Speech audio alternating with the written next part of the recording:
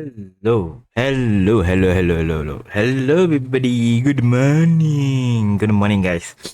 It's Red, Red you too. So yes, we are going to continue on Skirk storyline, and after that, wait, hold up.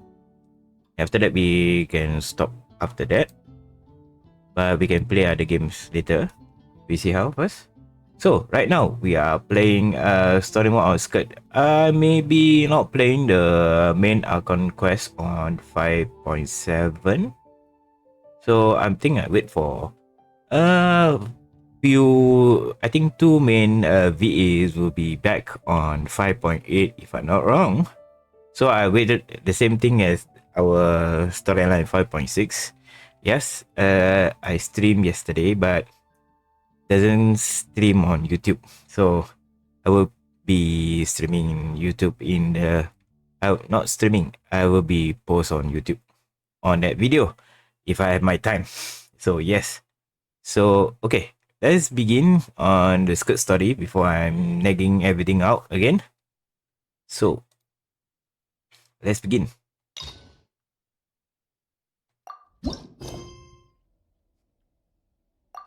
Okay, let's focus on this storyline. No other else. So yes. Looks for Baiju, Bubu Pharmacy. Okay. Let's go to the pharmacy. Up. Leeway. Why we need to go leeway? Okay. Okay.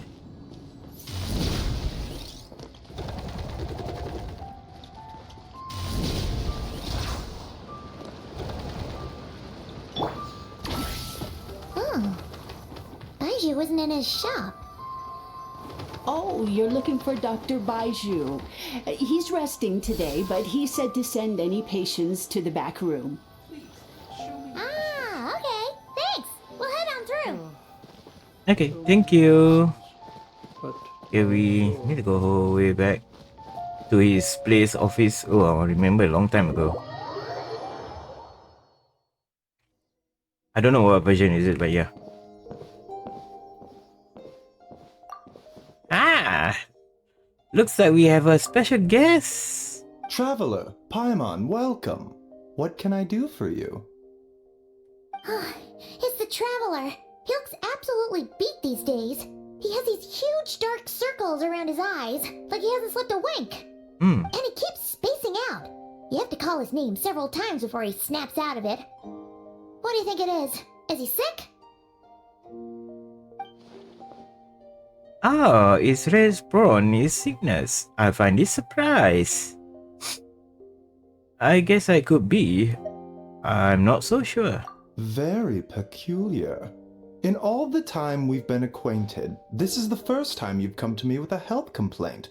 Come, let me take a look at you.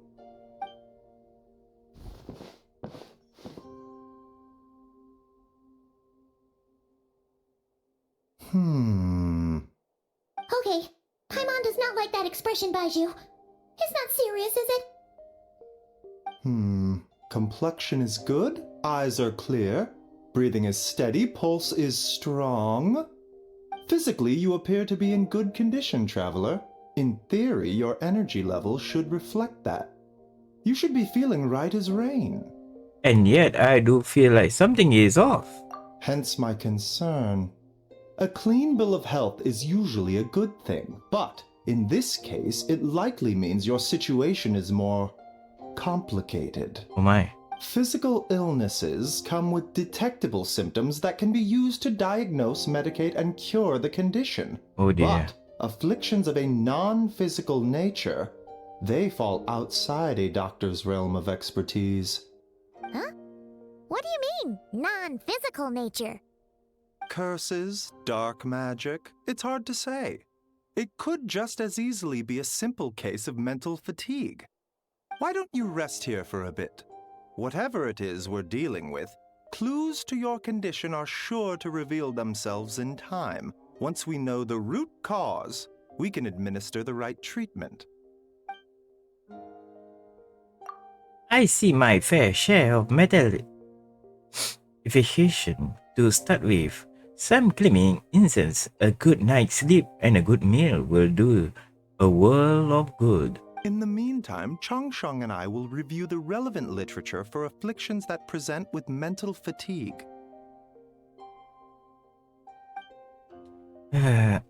Still, when I expect on this kind of things, I say we should strongly consider calling in a specialist as soon as possible.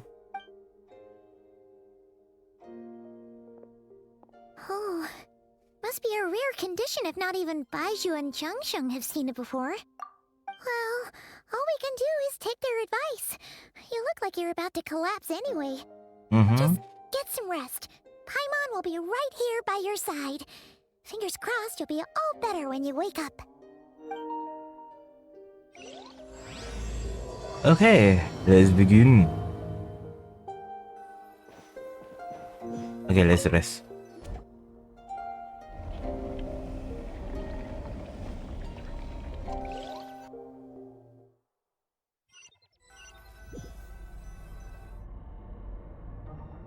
Where am I?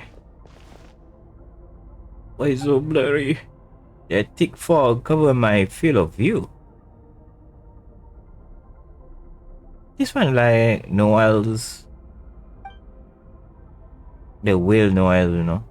It feels more real than a dream, but too chilling to be real life. My breath freeze in my throat before I can even exhaust.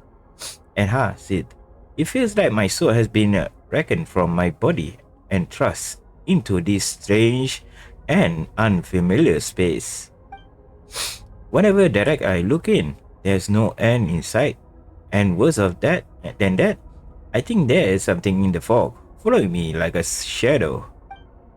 But if this is a dream, how long till I wake up? And if it not, then where in the world am I? What the hell is that? Oof! What in the... Somebody just pierced through the fog and stabbed me in the back, but there's no blood. There's strange light coming from the wound, and it seems familiar looking spark. Retreat back into the darkness. Deep inside it feels like a part of me is missing, and now another wave is fatigue is washing over me.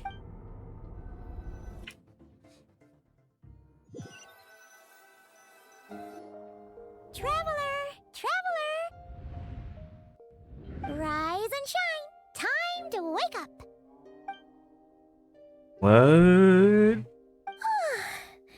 For once, you're making Paimon look like an early riser. It's already afternoon. Hopefully all that sleep did you some good. Feeling any better? Paimon, I need your check if there is a cut on my back. A cut? What? Did you scratch yourself in your sleep? Alright, let Paimon take a look. Nope, nothing there. Wait, did you have a nightmare? Okay, don't panic. Paimon heard that dreams tell us what we need by showing us the opposite. So, if you had a nightmare, maybe all you need is something to cheer you up. Come on, Paimon will treat you to something yummy. Yummy. Okay, hold on.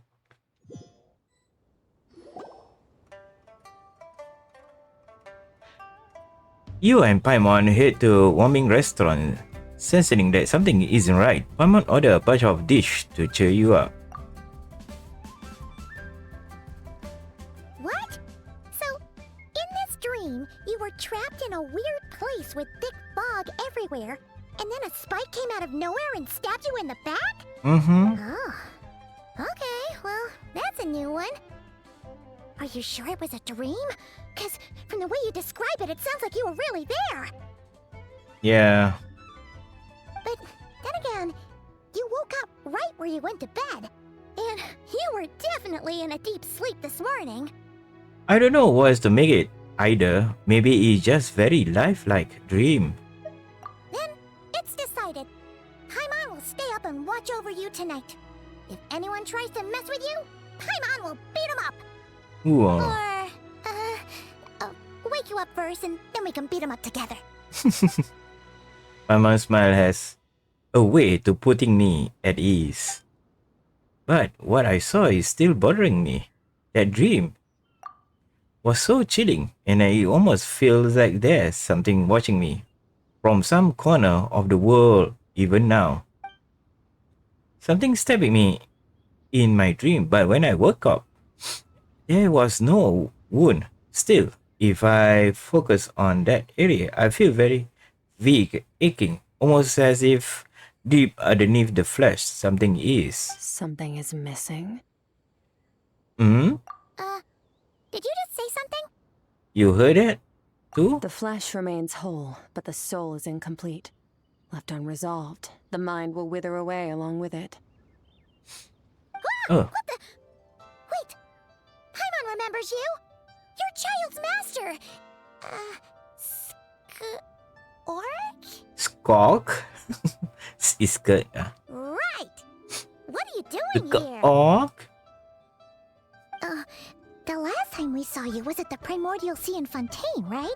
But then we left and never learned where you went after that. Mm-hmm. Child's been looking everywhere for you, by the way. What brings you to Wanmin Restaurant of all places? You came here looking for us? And were you the one behind that hocus pocus just now? Tell me, what is it that you saw?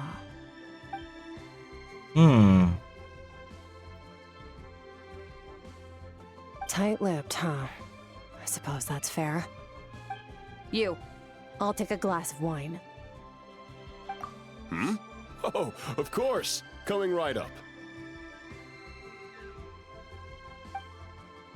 We make this one in-house. It's not too strong. Enjoy. Chef Mao, I'll take a grilled tigerfish over here. Coming right up. Ah, if I knew we'd be this busy, I wouldn't have approved Shenhe's vacation. Oh dear. At the end of the day, what happens to you is of little consequence to me. I'm not here to try and win you over. Trust me or not, the choice is yours. If you want my help, now's the time to speak up. You have until I finish my drink. What do you know about this situation? Why are you here? I was investigating an abyssal disturbance in the area and happened to notice you. Part of your soul is damaged, and the wound bears traces of abyssal corrosion. Need I say more? Neither of those things sound good. Neither of them is good. Six seems to know something, and given what I see of her strength, I bet she can tell what happened to me. I don't know what her goal is, but in the moment at least, I don't think she's bad intention. Well, should we trust her? What do you think, Paimon? She mentioned an abyssal disturbance. Maybe that has something to do with what's going on with you. But we could always find a different expert on the abyss to help us out. Not on short notice. Yeah, and that thing she said about your soul being damaged is scaring, Paimon. Definitely something we should fix sooner rather than later. Yep. Skirk's an interesting one, that's for sure. But from what Child's told us, she doesn't seem evil, at least. True. 1, 2, 7, 10. That'll do.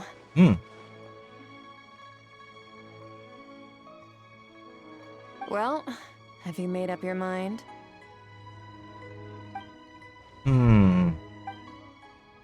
What I see was a dark space surrounded in a dense of fog that wouldn't disperse. You give Sir a brief of description of your dreams. That's all we know, Miss Skirk. Ma'am, can you help us? What a polite Paimon. So, you couldn't disperse the fog. I understand. Come find me in the Guili Plains when you're done here. Oh, and I left cash for the drink on the table. Settle the bill for me, will you? Okay. Oh, okay. Huh? She disappeared.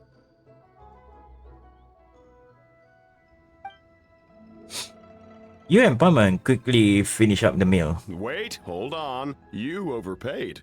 Here's your change. Oh, no. This includes the drink, so it should be the right amount. Mm-hmm. I didn't think you two ordered a drink. We didn't. It was that lady who came and sat with us, remember? You brought it out to her yourself. You sure? I could have sworn there were only 2 of you at that table. What? What'd you put in their dish, Chef Mao? Some kind of hallucinogenic mushroom? You got them seeing things. Seeing things? Wait, so neither of you noticed her? Young lady? About this tall, wearing a purple dress? She ordered a glass of wine! Oh, now you mention it, that vaguely rings a bell. And it looks like I did open the wine jar, so it must have just slipped my mind. In any case, that settles your bill. Come again soon. Chef Mao, check please. Coming! Okay, what was going on there? It's like they didn't remember Skirk being there at all. Even Paimon was half convinced we hallucinated the whole thing. But that Mora she left for us was definitely real. Oh, this whole situation is giving Paimon the creeps. But anyway, she told us to head to the Guili Plains, right? Let's not keep her waiting. Okay, Paimon. Skirk, very interesting. People will forgot her. Feels like we play Hong Kong Star Rail before. Okay, where we need to go? 120 bloody. Okay. Oh bloody, oh blada. Okay.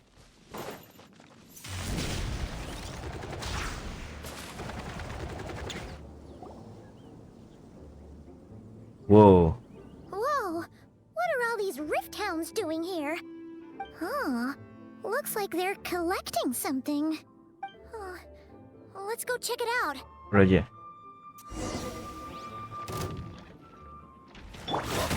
Mind the wind.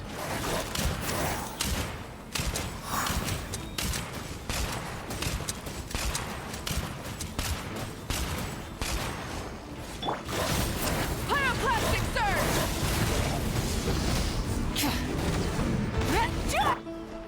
Faster, stronger. Oof! Kapow! Yeah! Hero incoming! Yeah! On my mark! Wrath from the sky! Incinerate! So, this is what they were collecting. Gods It looks remaining. kinda like... Gods remain. Yeah. What is going on here? From the moment they are born, all beings with great power have an impact on this world. Even if their body is sundered and their soul extinguished, their influence remains. Gods are the most common example of that. The remnants of gods who fell thousands of years ago remain buried deep within the earth, carrying within them a warped will and a dark curse. Together, these remnants form what you call god remains. And it appears that some of those sealed here were dug up and removed. There are traces left, but they're fading fast. What are you doing? Nothing. Just wanted to make sure you were, real? She's definitely not a ghost traveler.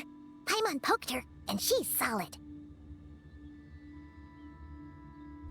Oh my god, Paimon.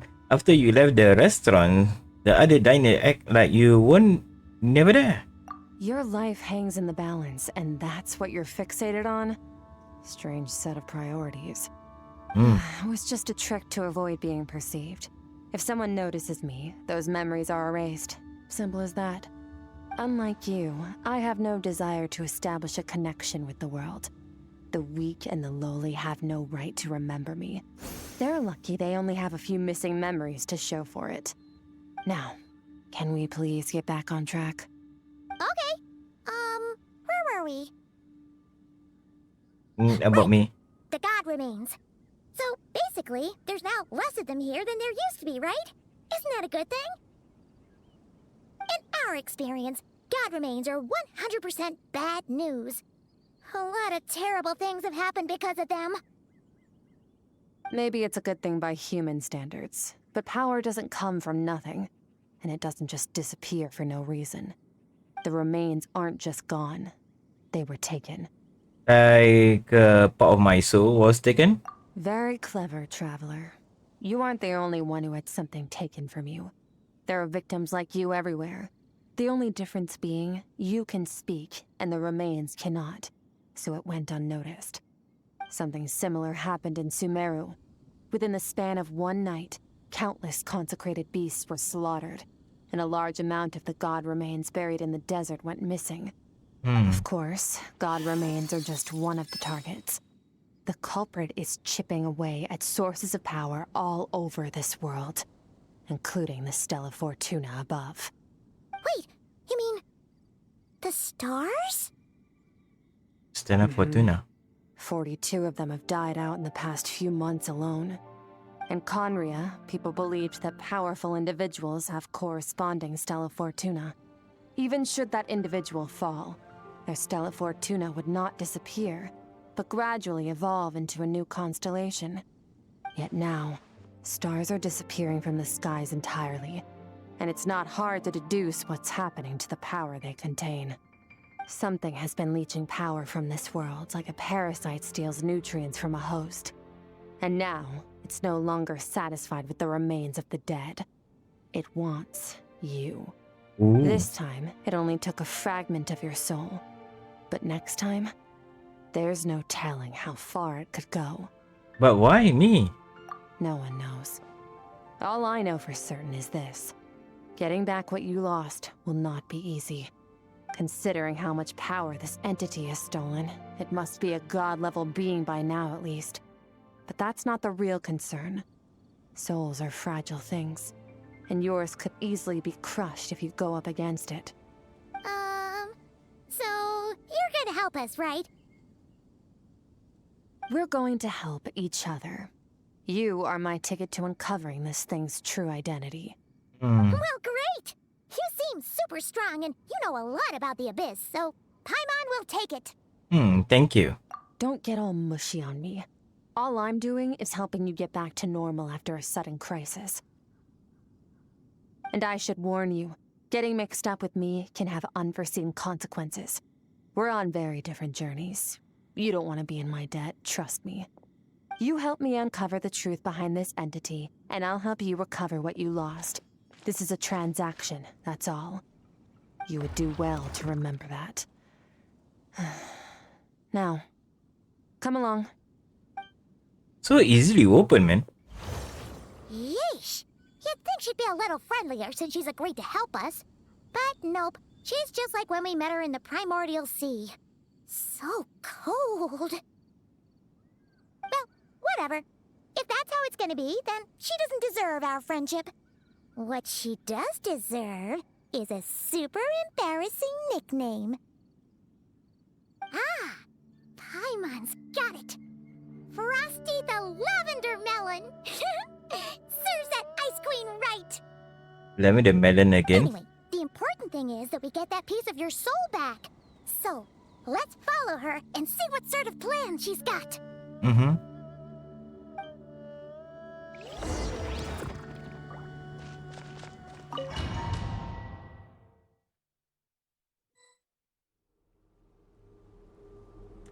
Whoa. Whoa! This place is way bigger than Paimon expected. Where are we? This is where I live. I suppose it's the closest thing I have to a home here. It seems more like somewhere in the abyss. It is. I brought you here because time flows differently in this place. I don't know how much Ajax has told you, but when he fell into this space, I mentored him for 3 months. In that time, only 3 days passed in the outside world. Ajax? Oh, right! That's Child's real name! Yeah, Paimon remembers him mentioning something like that. So, a month here is equivalent to 1 day in the outside world? That should mean we're safe from that power-hungry soul snatcher for now, right? Yes, well, I didn't bring you here just to show you around. In the outside world, the Traveler could be attacked at any moment. But coming here has bought us quite a bit of time. Okay. Now, we just need to figure out how to investigate that place you saw. The one full of fog. Both your description and the abyssal disturbance I felt point to that space having some connection to the abyss. It could even be a domain similar to this one. The thief who stole that fragment of your soul is hiding there. But the abyss is a chaotic and turbulent place. If we want to pinpoint their location, we need to see what that space looks like without the fog. Abyssal power can grant a special form of sight. Have you ever wielded abyssal power before? No, not what I am aware of. Okay. Do you plan to learn? For now, no. I'm kind of odd with the abyss. That tracks. All the information you have suggests the abyss is something sinister, and that abyssal power is a wild and dangerous force that always spells disaster. And you're saying that's not true? Depends on your perspective. Floods and hurricanes take countless lives too. But if one day you gain the power to control them, what was once a calamity is now just another tool in your arsenal. I'll respect your opinion though. Just means we have to turn to the second best option. So the abyss is just like the sun and the moon. Okay. What is this? A little abyss crystal that contains my power. Wear it on your head, and we'll be able to perform dream mirroring when we fall asleep. Okay. Dream mirroring? It means experiencing whatever the other person is dreaming. Everything they see, think, and feel. Since you haven't studied the art of using abyssal power, and have no plans to jump in the deep end right now, I'll have to do the investigating for you. With dream mirroring, every time you slip into a deep sleep, I'll see with my own eyes whatever scene plays out in your mind. Then, I can guide you through the dream environment, and we'll take back what was stolen from you. Yes. Oh, you make it sound so simple. So I need to do is wait. Is there anything you need me to do? Tough to say. This is an unprecedented situation for both of us. Even assuming we do manage to find where this entity is hiding, like I said, getting your soul fragment back won't be easy. To play it safe, I need to give you some special training first. Wait, you're gonna teach him some of your martial arts? Does that mean the next time we see Child, we have to treat him like our senior? Do as you want. For my part, I don't see you as my disciples. You're already a pretty good fighter. All I'm planning to do is build on your current skills and train you for the specific scenarios that I think we might face. But that's enough talk. If you're ready to do this, then come with me. Time might be more lenient here, but that's no excuse to waste it. Oh, she moves fast. Paimon can hardly keep up with her. So, special training, huh? Kind of a rare opportunity. With your skills, there's not a lot of people qualified to train you. Not so. The last time something like this happened was probably anti-Raiden Shogun training, right? Oh, feels like a lifetime ago. Wow, that's how many years ago? Skirk seems pretty strong too, though. Remember how she said that the all-devouring narwhal was just her master's pet? Maybe we really will learn something here. Yeah, something new.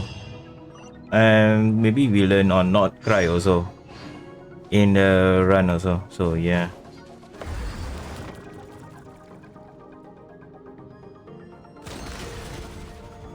Okay, this will be painful for me. Yes. Ready?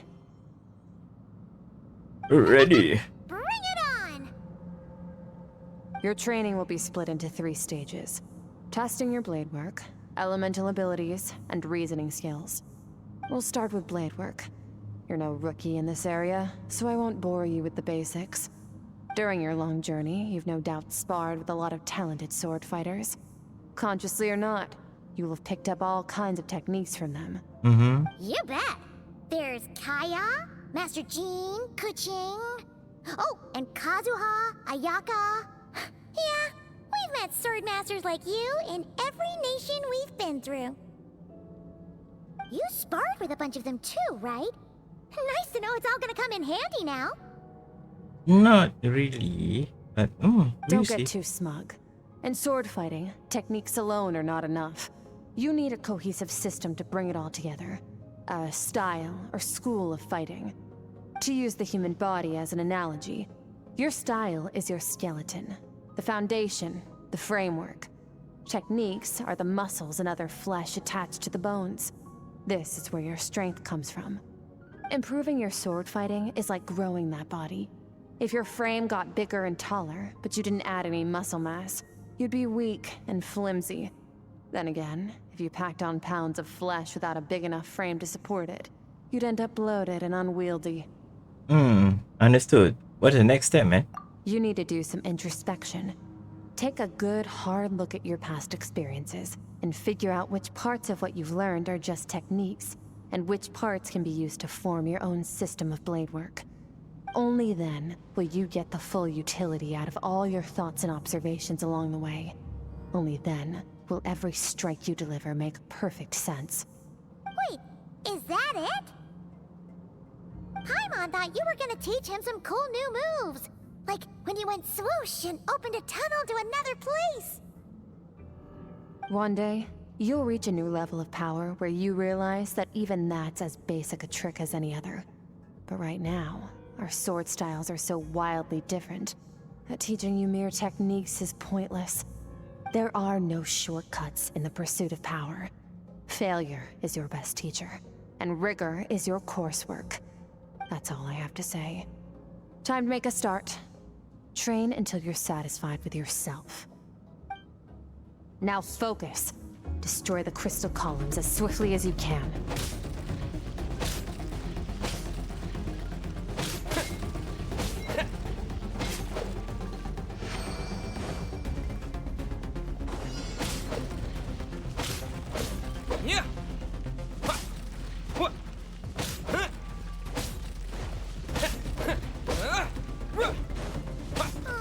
This is making Paimon's head spin.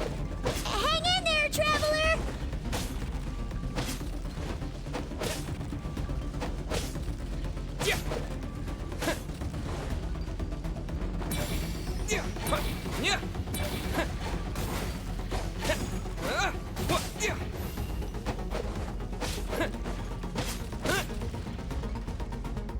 Wow, how many times do I need to do?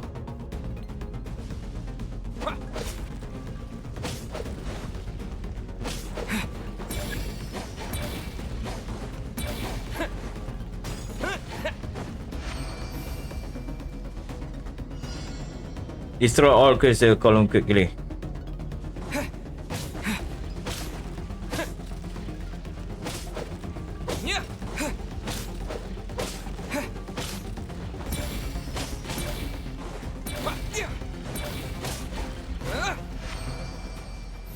Stay calm. Use your head. You have to keep it together.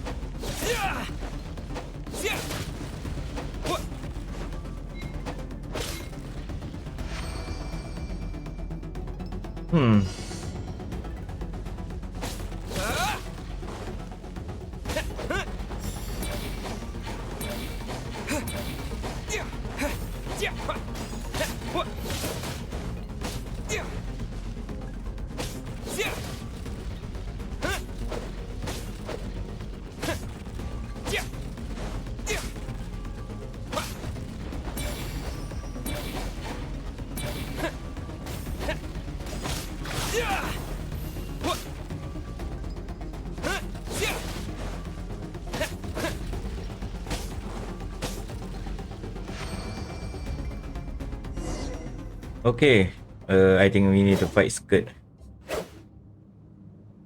amazing is transformation. My whole view of sword work. I'm using the same technique as ever, but now they're having a difficult effect. As if I unlock a hidden door in my mind, and there is a wellspring of strength on the other side. In my mind, I imagine all the friends I made in Tibet. There are the sword styles and technique I have come to know. This moment will be frozen in time. Cut to the chase.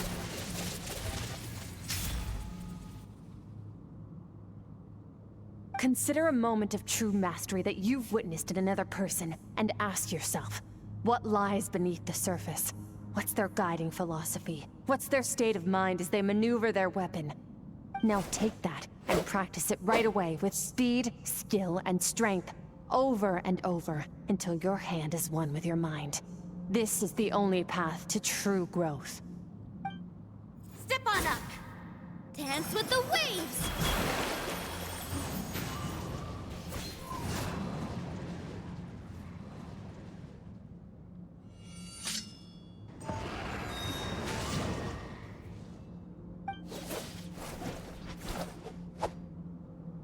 My sword style, my journey.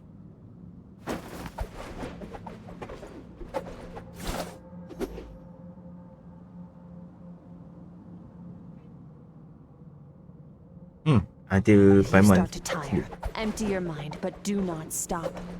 Stay in that frame of mind as you keep up the fight. Get rid of all redundant movements. Imagine your sword is an extension of your own body. Wield it just as you wield your arms, hands, and fingers. 'Twas on a deserted, moonlit night that the hero approached the vile dragon's limpid lair. Ring cutter! Feathers fleeting wet, the white heron treads water, a sight without flaw. Master of Inazuma Kamisato art Tachijutsu.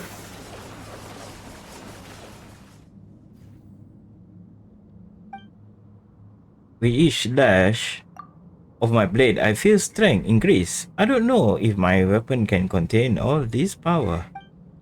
I'm in the zone. Limitless power is surging through me.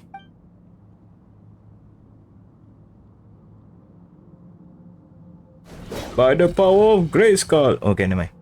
Hiya! You slash and swipe till you exhaust every moment.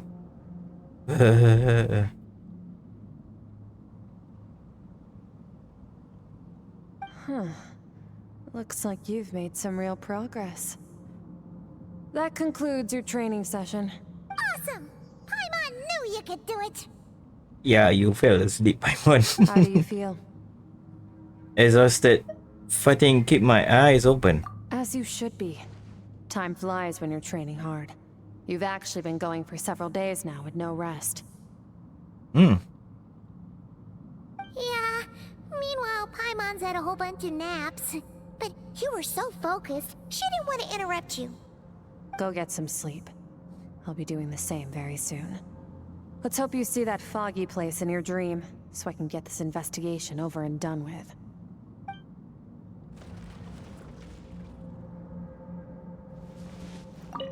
Sometimes, you have to practice a single movement 1 million, maybe 10 million times, before the breakthrough moment comes. Nothing in the outside world can help you in this process. The most important thing is to remain patient. Oh, her height is the same as our hero. Okay. Same age. But 500 years old.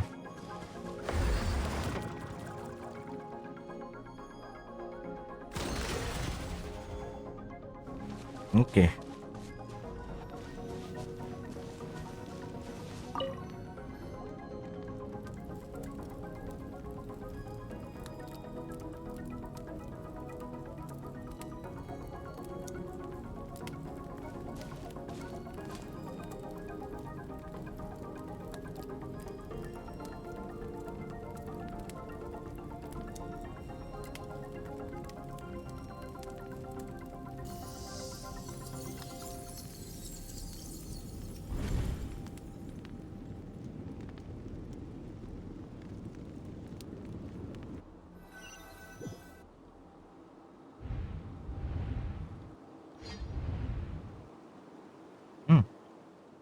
What is this place?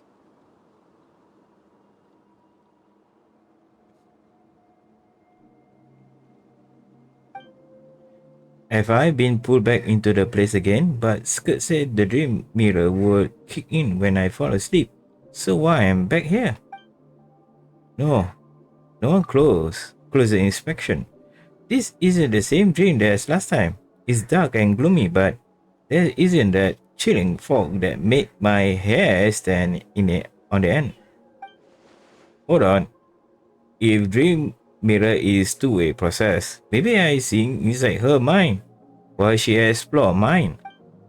If there is her inner world, it's pretty bleak. I can only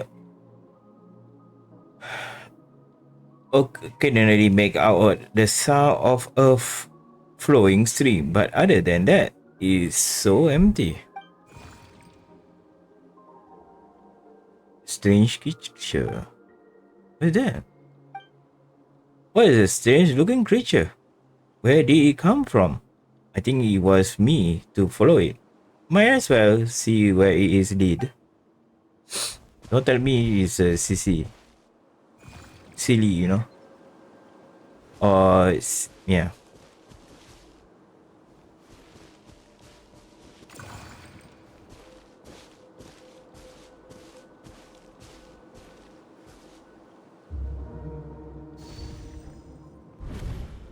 Maybe Skirk is part of silly. Skirk, why are you skipping classes again? We've talked about this. Female voice. Okay. 'Cause he's a crabby old man, and he's a boring old man. I don't like going to his classes. Excuse me. You shouldn't talk about your teacher like that. It's very disrespectful. All right, let's not get into a big fight about this. Skirk's learned what she needs. There's no point forcing her to sit through more classes if she doesn't want to be there. But I'd still love to hear about what you got up to yesterday. Why don't you tell your dad all about it? I went diving, and I saw this huge fish. I never knew they could get that big. It looked kind of dumb, though, with that stupid big fat head. I tried to shake its fin, but it just spat water at me. Oh, and today, I'm gonna go to that prairie up north. There's supposed to be this giant bird there that can spit fire. I bet if I climbed on its back, it could fly me all the way to the stars. Then I suppose your old dad should get one as a pet too. Otherwise, how are you gonna hear me call you for dinner up there in the stars? When it's time to eat, I'll come back on my own, Zilly. Anyway, gotta go. Bye, Mom. Bye, Dad. Wait! Put on a coat at least. You'll catch a cold. I'm talking to you, young lady. You spoil that child, you know. Ever since that merchant ship arrived, she practically lives outside. Merchant Always ship. going on about exploring the beyond one day, whatever that means. Ah, let the kid do what makes her happy. Besides, we both know you're all bark and no bite. Come on, our little adventurer is gonna be hungry when she gets back. Let's get started on dinner.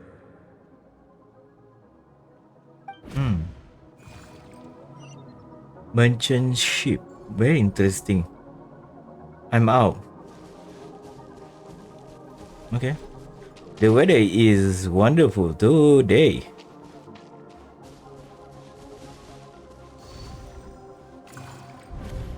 The stars shimmer high above. But what lies beyond the stars? Mountains as far as the eye can see? An endless snowy plain? Or maybe buildings taller than the sky, like the people from the merchant ship said? I can't be the only one asking these questions. The universe is fascinating. If only I could meet some other people like me. We could set sail together and explore every corner of the world. I'm sick of being a kid. There's so many amazing things out there, and I'm ready to see them all. But for now, I'm starving. Better get back. Vengeance ship universe. What's over there?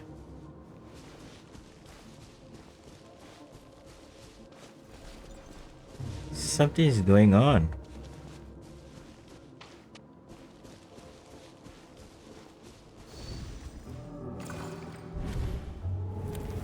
Don't let a single one of them get away! No, please, spare the children! Stay back! They're coming! Run! Help! Eliminate the threat. Take them down. Don't be scared. This way! We'll never make it! Fire. There's fire everywhere. What happened? I told you we shouldn't have trusted these outsiders!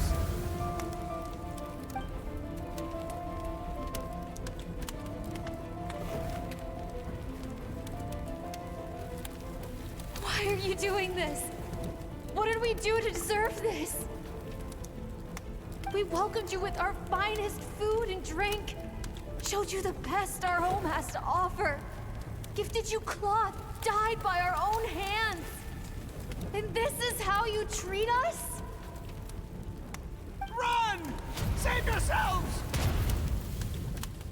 Captain, Zone 3 is clear and we have Zone 2 surrounded. Begin extermination. Remember the orders from upper command. No one is to be left alive. Rest assured, sir. We have enough munitions to annihilate these savages and burn their entire civilization to the ground. Civilization? Good. The only ones who put up a real fight are that man and his wife, correct? What's their status? We shot the man in the ankles and the wife broke her wrist attempting to fight back. They won't be doing much more fighting. They're holed up in their home for now, but they won't last long.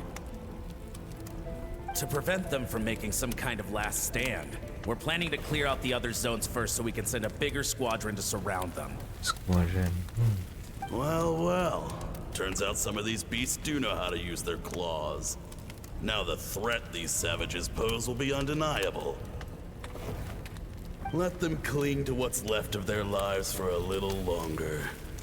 Once the other zones are cleared, I'll cut off their heads myself. Whoa.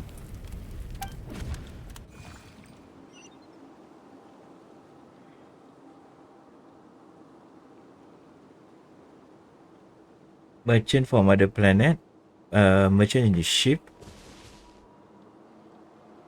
Or land. Okay, we think about basic things first before they go other country. Maybe merchant from another not planet but another area. So they come over to rob the place, but they say kill everyone with no evidence. Kill everybody. So some sort of other country. Just think about that. No need to think about planets. Just think about their own planet anyway. So, oh. Dad? Mom? Skirk, you're all right? Thank heavens. Maybe the Skirk family is very strong. To see you, sweet girl, but you need to go. It isn't safe here. They'll be back any second. What happened? You're bleeding a lot. Dad? Mom?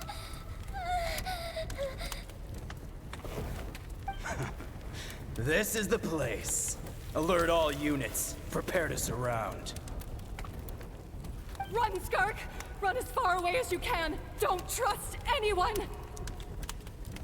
Your dad and I, we're not afraid to stare death in the face, but we need you to survive.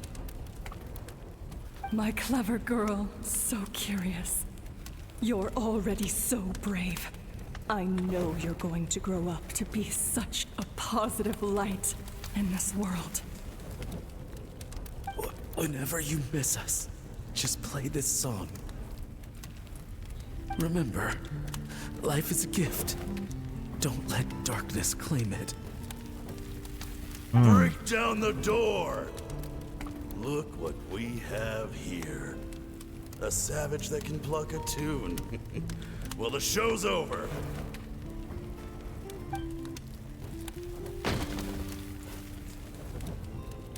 You! Stop singing! Shut it! I said shut it or I'll make you! Fine. Have it your way!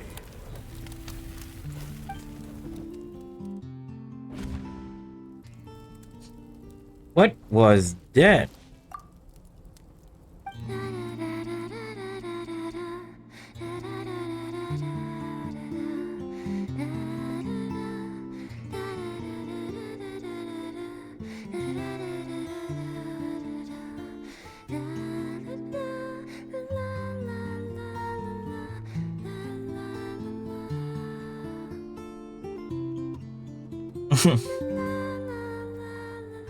Like a baby. I'm a baby.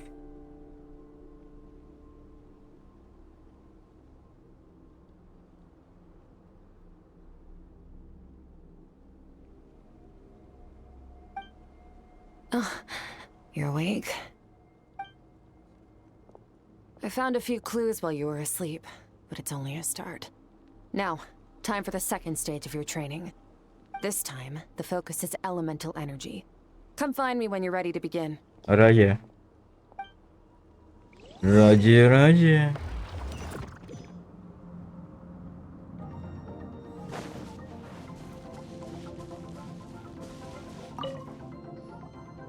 Man, staying in the abyss feels so surreal, don't you think?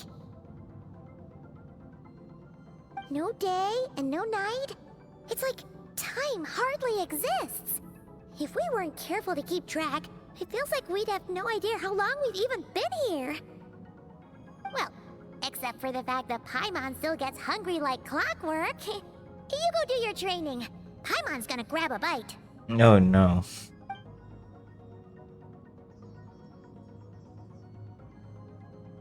I'm ready to start. The way I see it, the pursuit of power is divided into 3 stages.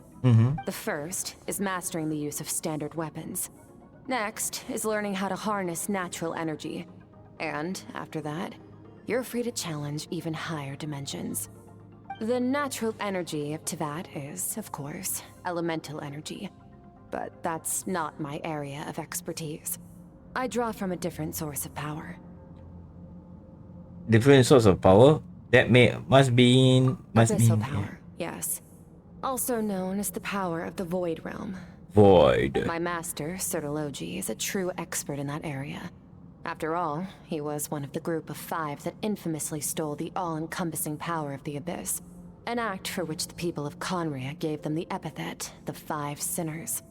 The elemental energy of Teyvat, on the other hand, is derived from the power of the Light Realm. These 2 forms of energy exist in direct opposition to each other. Suffice to say, there's not much I can teach you this time. Wait, element of energy of Teyvat. On the other hand, power of the light realm. These 2 forms of energy exist direct opposite each other.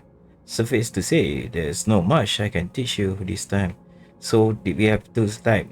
One is the Teyvat of the light realm, and this one for another realm, so another universe or another galaxy. But there's something familiar about the power you use. It almost seems related to cryo in some way. A keen observation, traveler. Call it respecting local norms. The Abyss stands in direct conflict with the will of this world. So, to make my life easier, I disguise my power to make it appear cryo-like in nature. It's a technique I learned from some Conrian ruins, known as the 7 Shifting Serpent. If you ever change your mind about delving into abyssal power, I can teach it to you. Abyssal power doesn't suit me. I have ability to purify abyssal power. Yeah, that's So true. I've heard. You seem to have a knack for removing abyssal power. But is purification really what's going on there? Like I said, power does not simply disappear. Okay, what are you trying to say? Just thinking out loud. Let's focus on your elemental training. That's what's gonna help us if the situation gets tricky. True growth comes from adversity, but only if you make the choice to pick yourself up again every time you fall. So, It's time to push yourself to the limit, and then keep pushing. This is the only way to advance at pace. So Use the power of Animo to clear the field as fast as you can.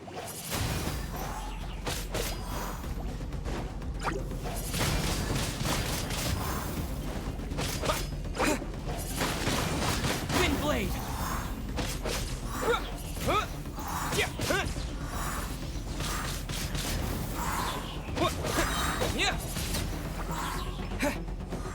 Not yet, not yet. Disappear. Wind blade.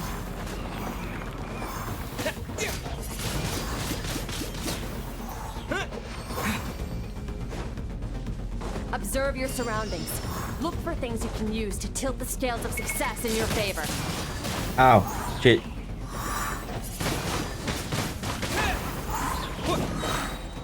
With the wind. Wind blade.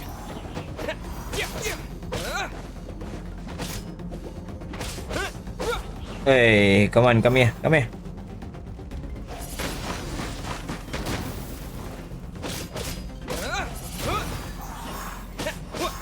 Wind blade. Okay, never mind.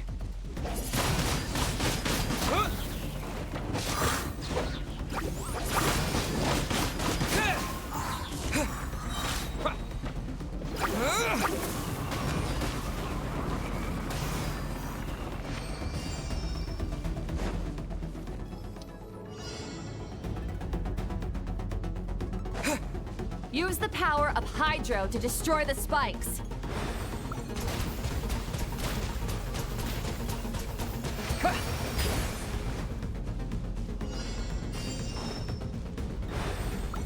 Faster.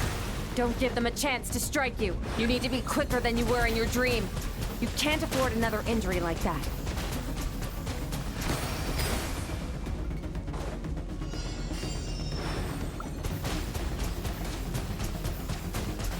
Go!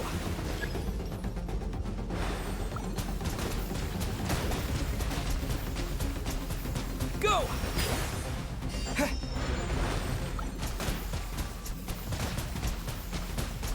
Go!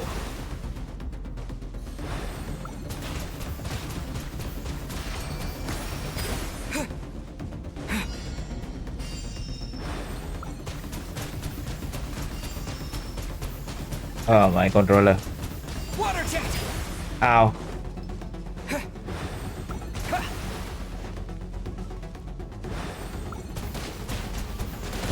Go!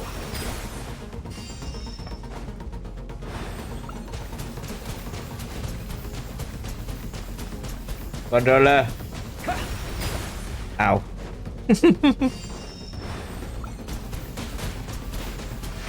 Okay, got it, got it, got it. Oh. What was that? I never trained them all at once like this. You need to understand what makes you special. The ability to wield elemental energy without a vision and switch between the elements at will. It means your aspirations need no approval from the gods. Your power is not bound by the rules of this world. So be bold. Do not be afraid to chart your own path. Very well. A stone noble has died of forest like foliage. I can feel the powder element flowing through me. Sometimes as powerful as a flowing strength, other times surging like raging river. If I close my eyes, I can almost hear their voice. But it's not like some wild beast battling me for domination.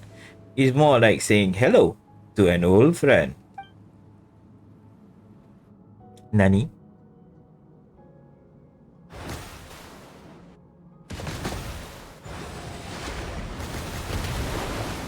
Very good.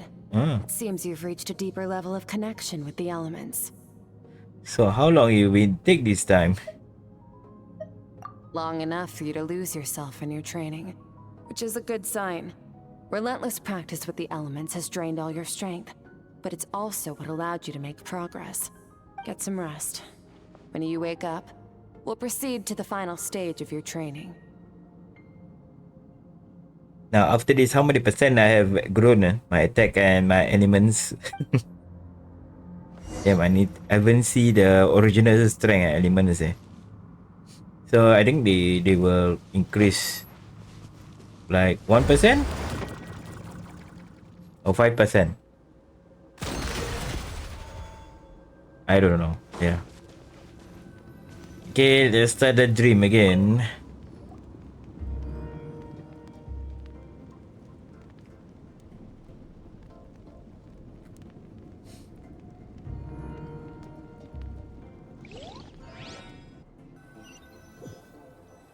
So we start abyss power, and the abyss power become like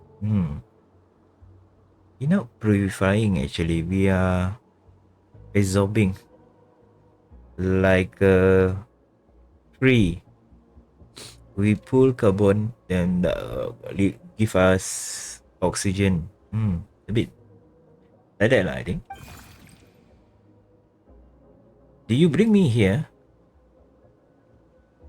Who are you?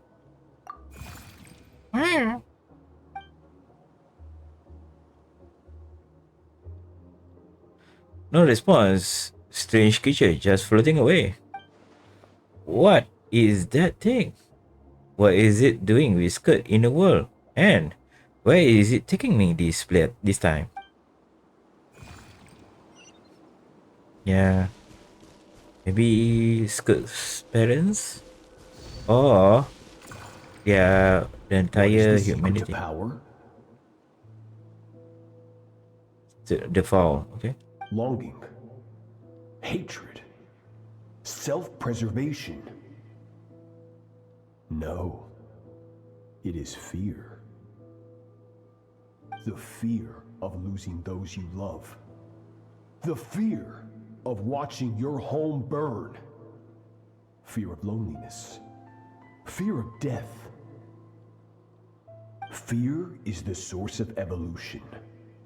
It forces humanity to adapt to their environment and overcome hardship. It is in the process of prevailing over our fears that we surpassed first ourselves and then the rest of the world. Yeah, the power of the dark side. That fear is now part of you. It calls on you to evolve. And it is time to answer. Anakin, you are the chosen one. Oh my god, never mind. Okay, there's too much of Star Wars. Daddy, mommy. Oh my god.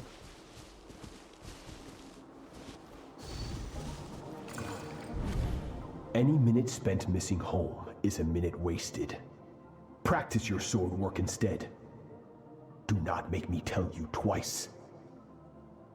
But, Master, I can barely lift the sword anymore. If I keep going, I feel like my wrist is going to break. So it has not broken yet. Then pick up your sword and keep practicing until it breaks. I want to hear the cracking and splintering of bone.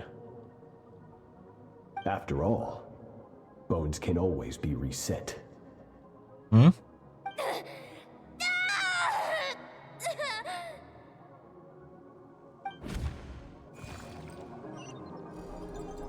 Okay, that's a bit weird.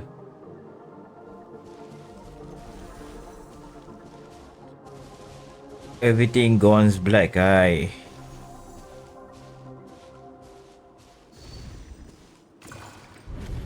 Good, Skirk. Once again, you survived. How do you feel? Cold and pain. These are signs that you are adapting to the abyss. Each time the flesh is torn and the spirit crushed, each time you claw back from the brink of death, you become stronger. I now understand why these people sought to destroy your homeland. Your potential goes beyond even what I could have anticipated.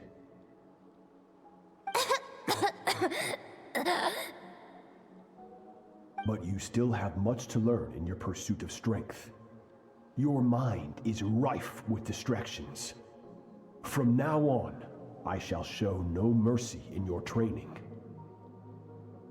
You must learn to shut out all the pointless emotion, crush the self that makes you weak, and become master over your physical form. Get up, Skirk. Wipe the blood off your face. Cut away the rotten parts of your flesh. And mend what is broken. Then take up your sword.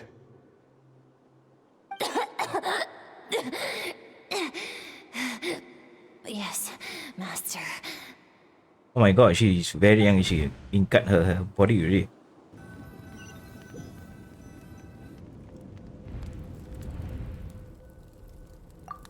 The dream is over, but I can't get suffocation. Suffocating oppressive feeling out of my head. I had so many questions about Skirk Pass. Where does she come from? What has she been through? You're up! Hopefully you got some good rest. Yeah. Skirk said to tell you that she's ready to start the final stage of your training whenever you are. So, want to head over now? Or did you want to wait a little? I really want to answer, but right now it's virtual that I complete my training. Once it's done, I'll find a chance to talk to her. Okay, give me a moment. Charge controller. Okay. Okay, where am I going?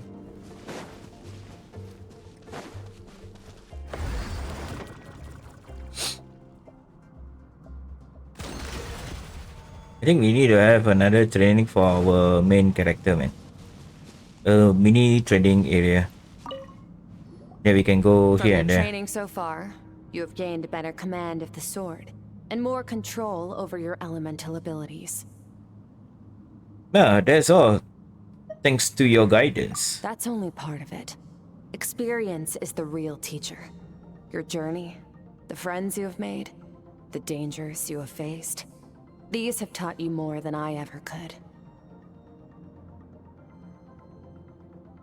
Now, it's time to focus on how you react under pressure. You must be able to think rationally, even in unpredictable combat situations. To simulate this, I'm going to attack, and you're going to block. Oh no. Ready?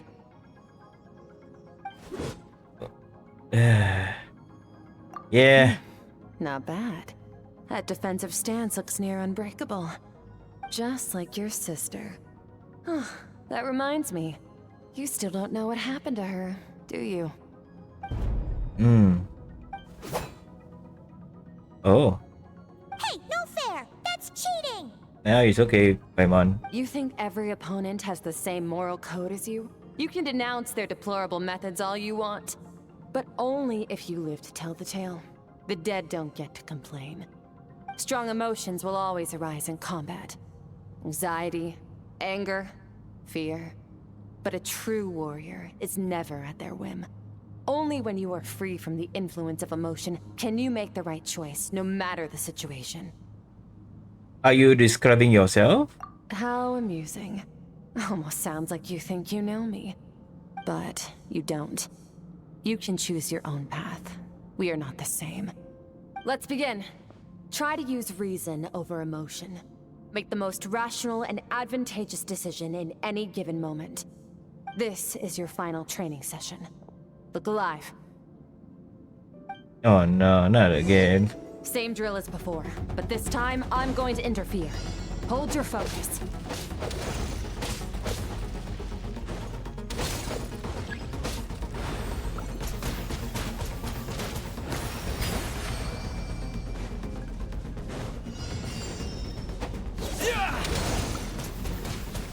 Water jet!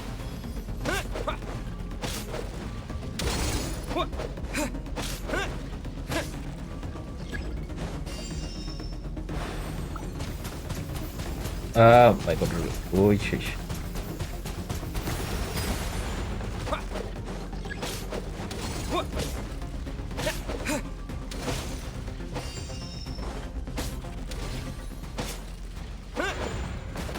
Ow.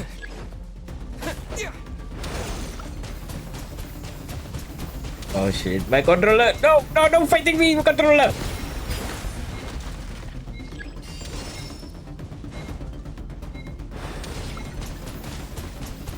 Okay, whoa.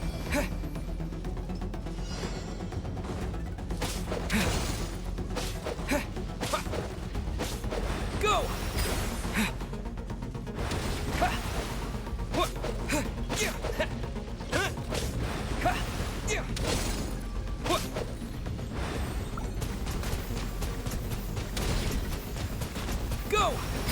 Go!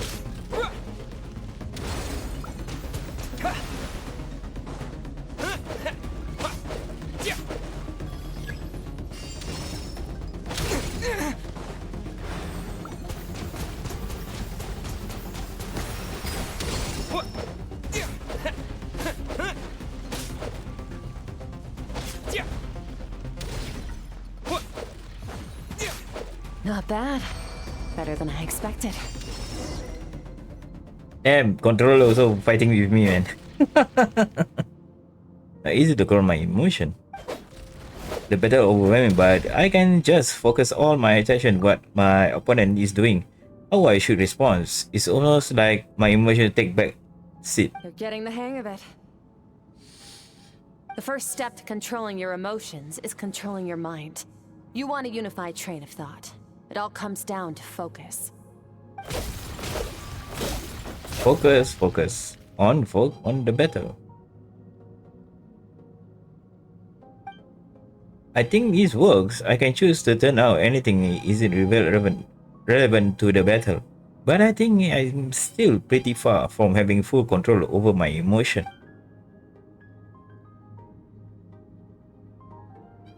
She seems is rife with distractions. From now on, I shall show no mercy in your training. You must learn to shut out all the pointless emotion, crush the self that makes you weak, and become master over your physical form. So went through this kind of training too, but didn't she how merciless the training have been make someone substitute the all emotion for pure reason? Stop. Let's pause here. One look, and I can tell your mind has wandered. That's to be expected. There's a limit to how long a human being can concentrate on one thing. Staying calm and focused sounds simple in theory, but in practice, it's more demanding than sword work or elemental abilities. There is right. Now I stop. All emotion I was supposed are rushing back to the surface. Pain, exhaustion, frustration, doubt. But exhaustion is the main one. I feel like I could fall asleep on the spot. Get some rest. No point training further if you're already dead on your feet. Like I said at the beginning, the only goal of this training is for you to reach a point that you're satisfied with. You managed to push past your limits, which is a good start. You can be proud of that and sleep well knowing that you've earned it.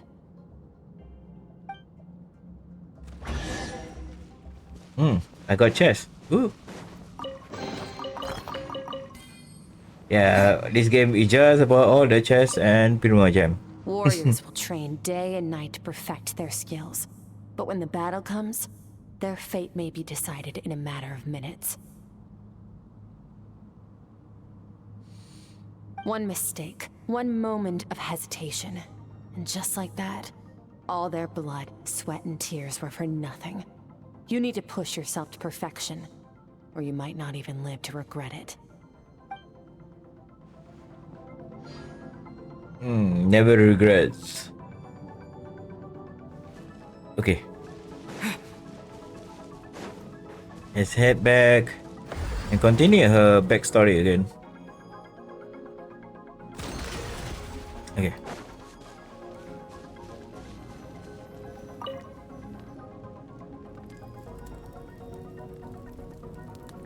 But one question, how she left? Is it she left to the family, then the parents died? Then who may That part a bit hollow.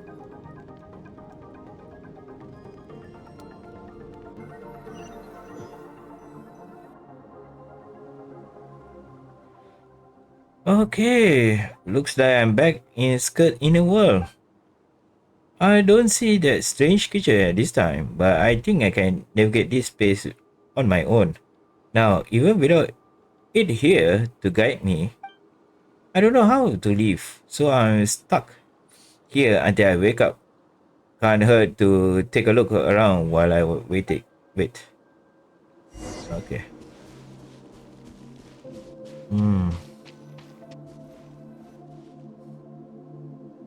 Skirk is amazing. She faced down that terrifying giant and cut its head clean off. Oh, she got hurt though, didn't she? I heard it was pretty bad. Yeah, well, that's a given. But the moment she was on the mend, she got right back to practicing her sword work. I heard Master suffered a grave injury once too. Lost an arm and a leg and still came back stronger than ever. Skirk's becoming more like him by the day. Incredible. I wonder if I'll ever reach their level. They're always so resolute, so unshakable.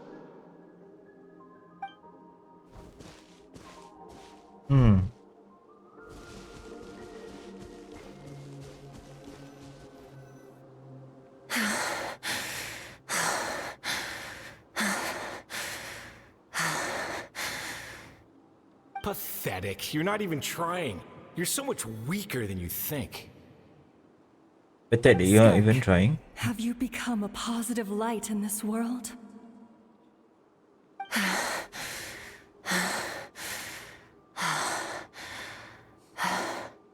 Do you even remember how many of us perished in that fire? How many bodies were left to rot on the scorched earth? Yet you alone live on. Keep your gaze fixed on your blade. You don't deserve to rest. I have so many questions. I just want to jump in a spaceship, explore the whole universe, and get answers from the stars. I just need to wait till I'm grown up. Then, I can do anything. Now, you must bid farewell to who you were in the past, and become someone stronger. Run, Skirk, run! Only death awaits us here. Keep running, and don't ever look back.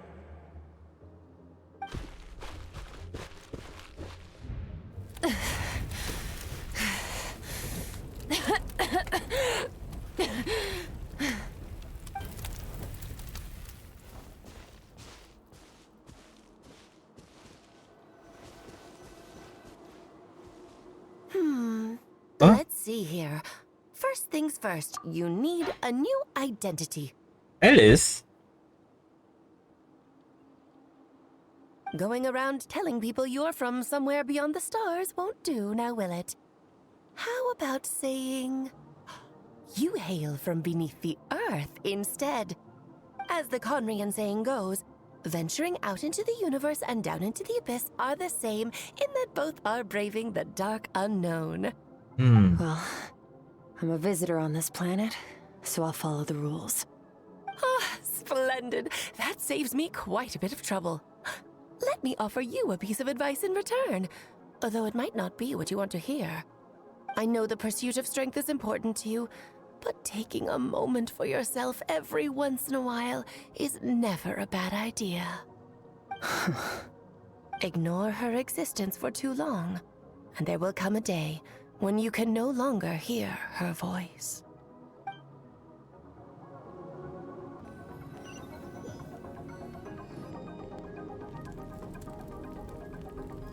Alice knows.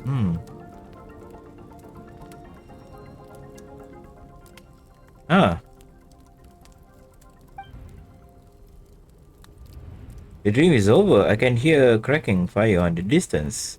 There's a fragrant aroma in the air. Grilled meat. You're awake! You must be starving, right? Ta-da! A barbecue Yeah, I'm starving. Thank you, Paimon. Of course you are. That's why Skirk and Paimon got this all ready for you. Dig in before it gets cold. You two saw your best friend now? Ah, well, if you're around someone long enough, it's bound to happen. Plus, Skirk can cook. So, Paimon decided she can forgive the whole Ice Queen thing. Paimon's not one to hold a grudge. Here's an idea. Let's save the chit-chat until after the meal. Okay. You all dig in and make quick work on the food. So full. Okay, it's Paimon's turn to sleep now. Wake her up when it's time to go. Okay, Paimon.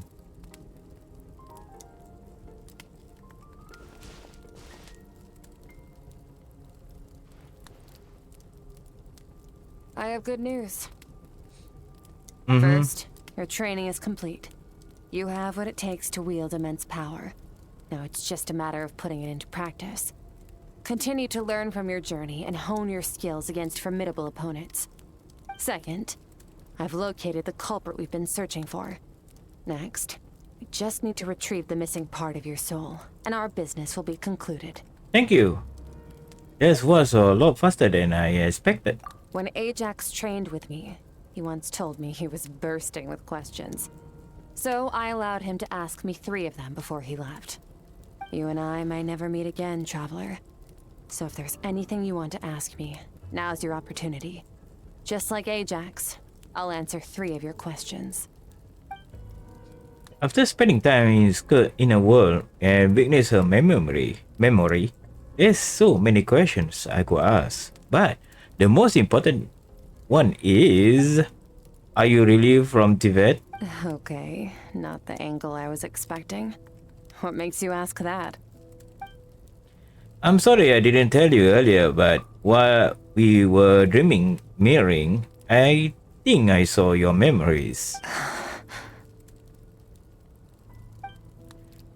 This is the first time I ever see Snake break her composure. I guess this really took her by surprise. I knew that was a possible side effect. Closed off my mind to you for that exact reason. Even with the dream mirroring, you should have seen nothing but endless darkness.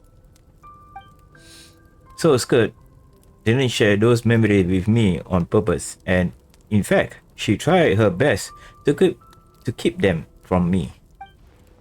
Wait, speaking of endless darkness, on my first time there, it was all I saw until that strange creature appeared. Whatever. Must have been a flaw in my execution. I shouldn't be too surprised. Due to some recent circumstances, my self-control has been lacking as of late. Wait. They said strange creature. That silly. Is that silly from North Cry? Never mind. Don't need to think too much. Okay. Since you've seen what you've seen, there's no reason to hide the truth. All I ask is that you keep it a secret. Okay, it's good. No, I'm not from Teyvat. I'm from a different planet. And there was a time when I journeyed through the stars. A lot like you in some ways. You knew. Like me, do you mean you also descender? No, we're different in that respect. You're influencing the fate of this world. But me, I'm just passing through. Several hundred years ago, my master, Sertologi, opened the border between worlds and sent me here. But this is not my home. And one day, I'll return to the vast unknown of space. So, there you have it. On to your second question.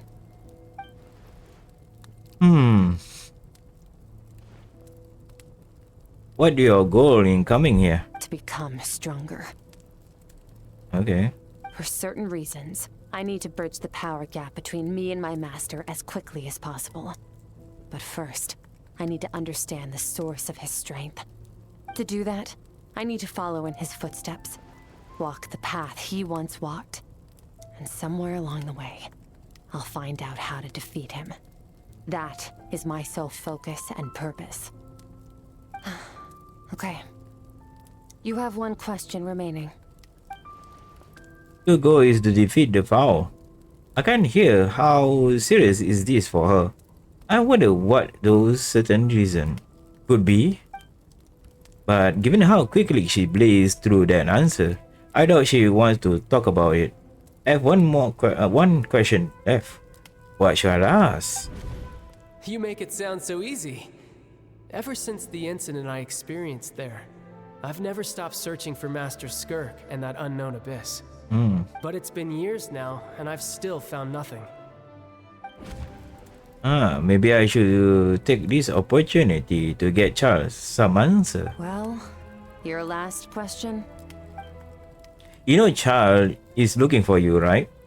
Are you going to let him see you? Ajax. Mm-hmm. His situation is different than yours.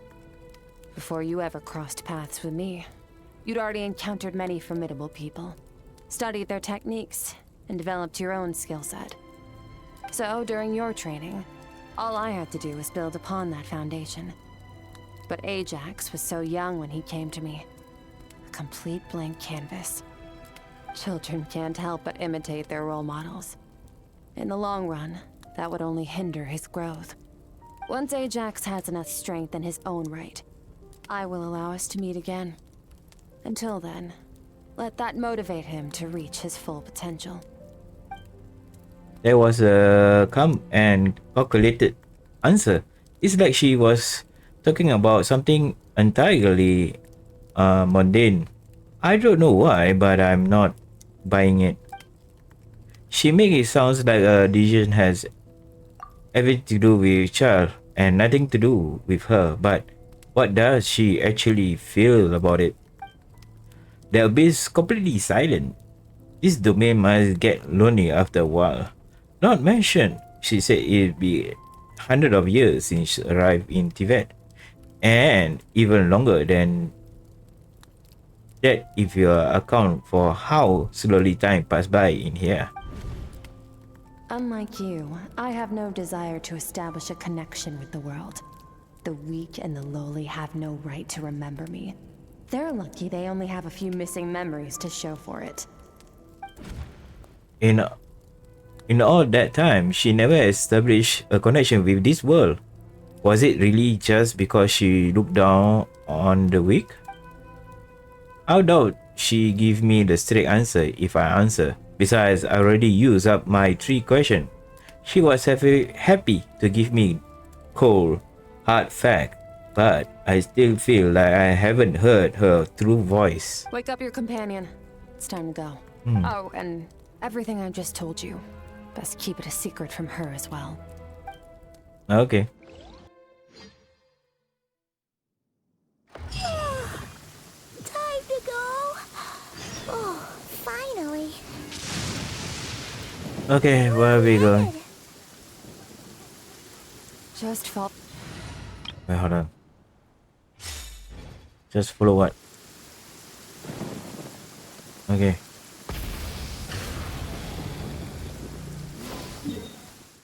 Okay, where we're going.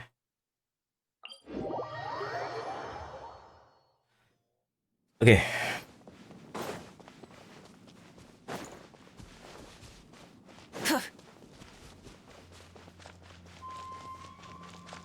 Try and stop me!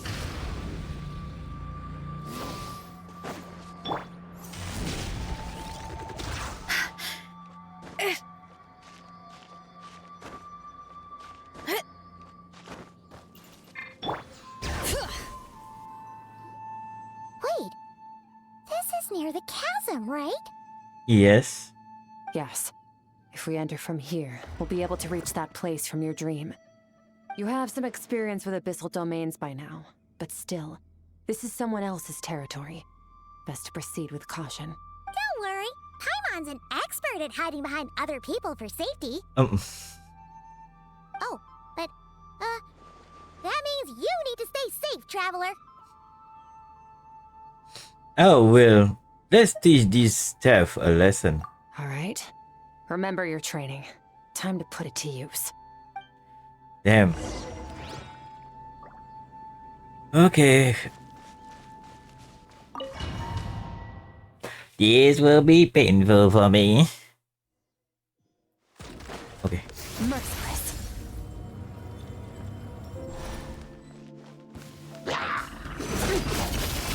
Paradigm shift.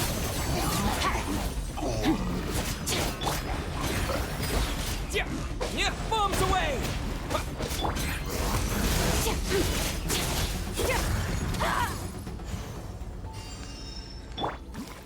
Okay, where are we going?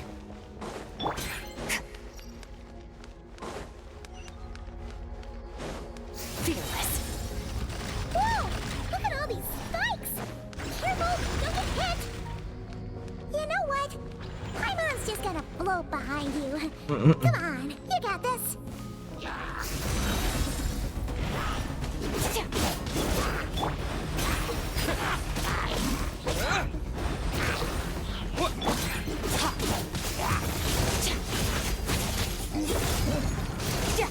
Hey, what are you two doing?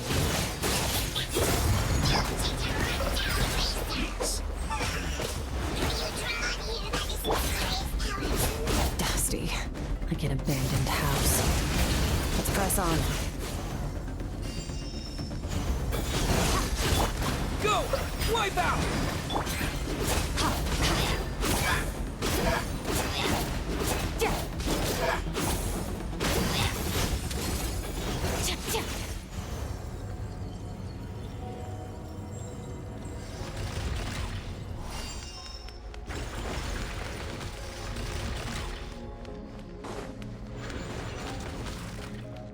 Fearless.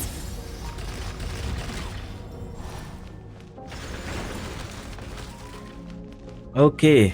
Ugh. Oh, looks like this is a dead end. Did we make it to his hiding place? Ugh, this fog is making it impossible to see anything. Oh, this is the place. This should be the place where you were attacked, traveler. Mm-hmm. The missing part of your soul should be nearby. Can you sense where it is? If I close my eyes and focus on the light that came from my wound back then, yes, I can sense something. And it is nearby. But I can't tell the exact location. Nothing exact, but I know it's nearby. Our opponent must have covered his tracks just in case. Otherwise, you should have sensed it much more strongly. Mm-hmm, he's here. Hold on, look! The spikes are back! Stay calm. Let's hold back a little. Give our enemy some wiggle room so we can see what we're dealing with. If you're too reckless, you might be playing right into his hands. Yeah. Our enemy took part of your soul for a reason. It's likely he integrated it into his attack somehow. If we're smart about this, we can track it down.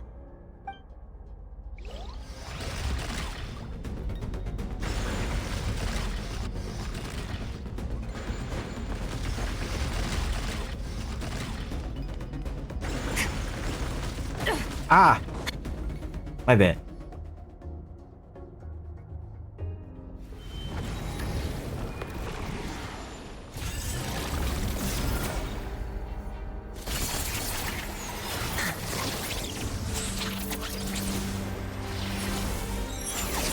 Oh my god, I feel like playing Gundam, man. Oh my god.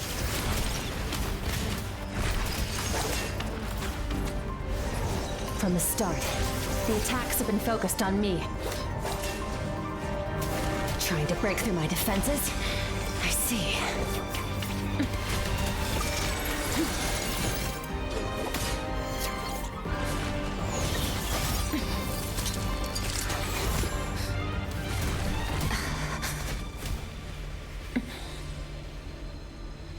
Ah, a string.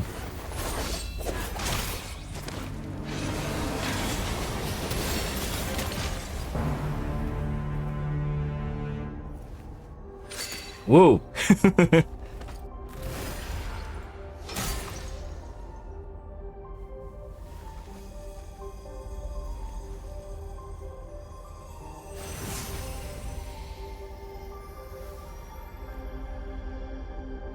There. I got it back. Traveler! Skirk! What happened? It looked like Skirk just got...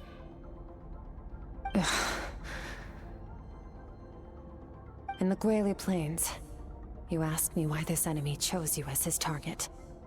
Now, the answer is clear. It's not just the fact that your strength is impressive. It's also because of your ability to, as you put it, purify abyssal power. Whatever that actually means. The fact is, that ability allowed him to do something that should have been completely impossible. Namely, break through my defenses and steal my power. So you were his real target. He was after you from the very beginning. No. He couldn't have known I'd come to his domain. He only stole your soul fragment because he knew the value of its power. I doubt he expected it to come in handy so soon.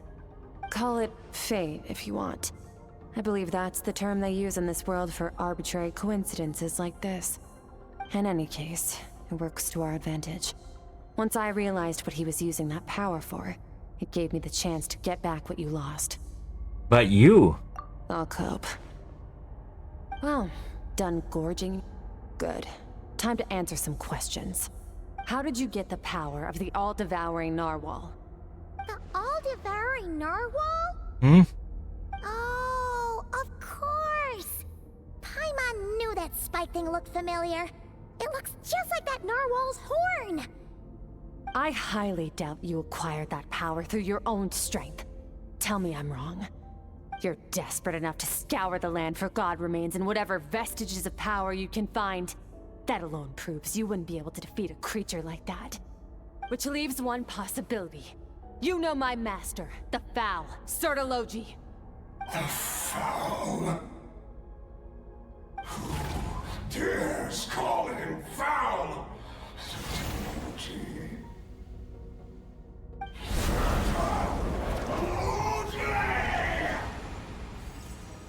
What's wrong? Bit off more power than you can chew? You're struggling to hold a basic conversation. Just a little longer. I'm still... Look,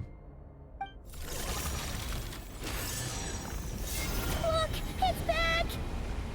A little longer. Those obsessed with power will let it devour them before abandoning their pursuit. What should we do now? Keep calm and use reason to decide the best course of action. Roger.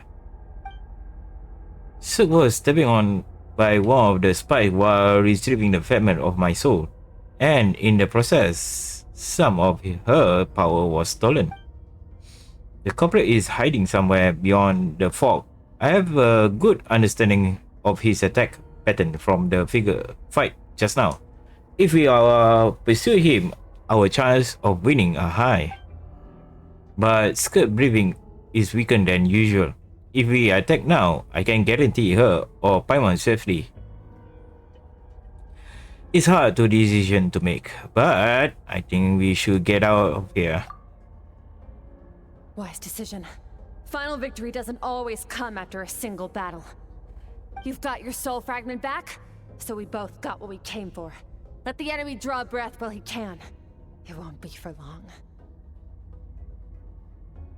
Get us out of here, traveler. You'll need to lead the way this time. Roger that.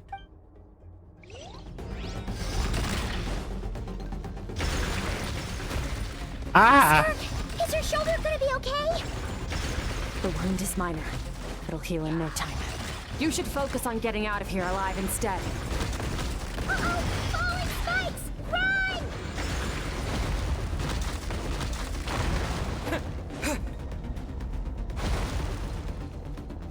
No.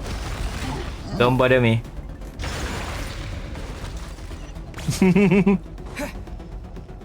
People say don't fight. Just run. Retreat! Looks like this place is about to collapse! Oh no. Nope. So, this guy's power has something to do with the all-devouring narwhal. Did you know that all along, Skirk? I had my suspicions. That's why I decided to investigate him. Investigate, huh?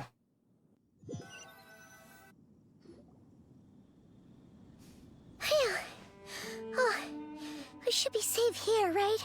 Not really, but yeah. I no longer sense his presence. Can't have followed us out of that abyssal domain. Weaklings like him will find that my power is not so easily controlled. He won't be leaving that place until he's managed to digest it. The old Noel, with this power, he even managed to steal from you, or all people.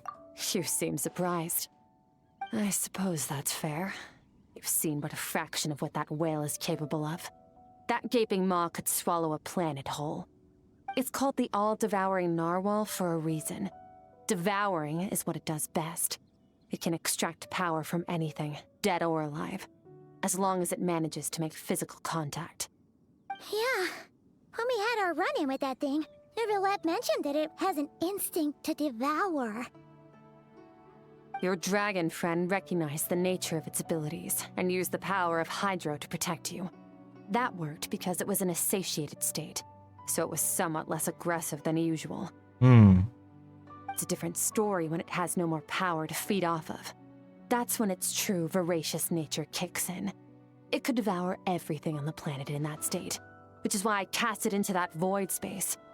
But I hadn't counted on there being anyone left on this planet capable of wielding its power. To me, that says he must have encountered the whale a long time ago. Meaning, he must have known my master. Yeah, hearing you say the foul definitely got a reaction of him. Exactly. It told me everything I needed to know. Hence why I said we both got what we came for. And I believe that brings our transaction to an end. Now that you're whole again, you can get back to your own journey. I'll handle the rest of this situation myself. No way! We can't leave now! Something was stolen from you because of us! We have to help you get it back! This isn't my first taste of failure or losing power.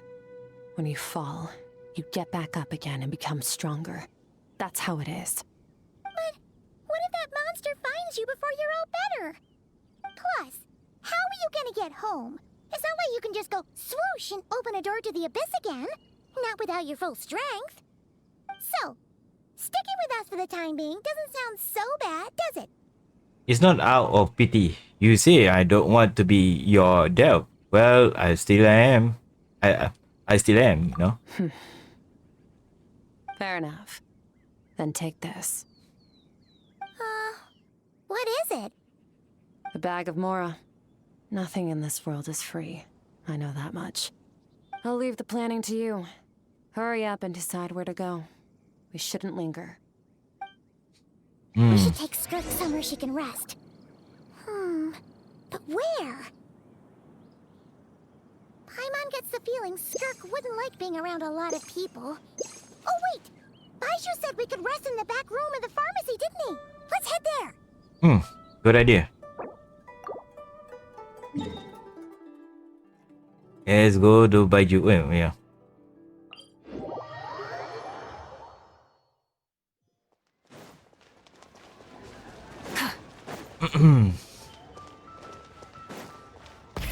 Rev the engines!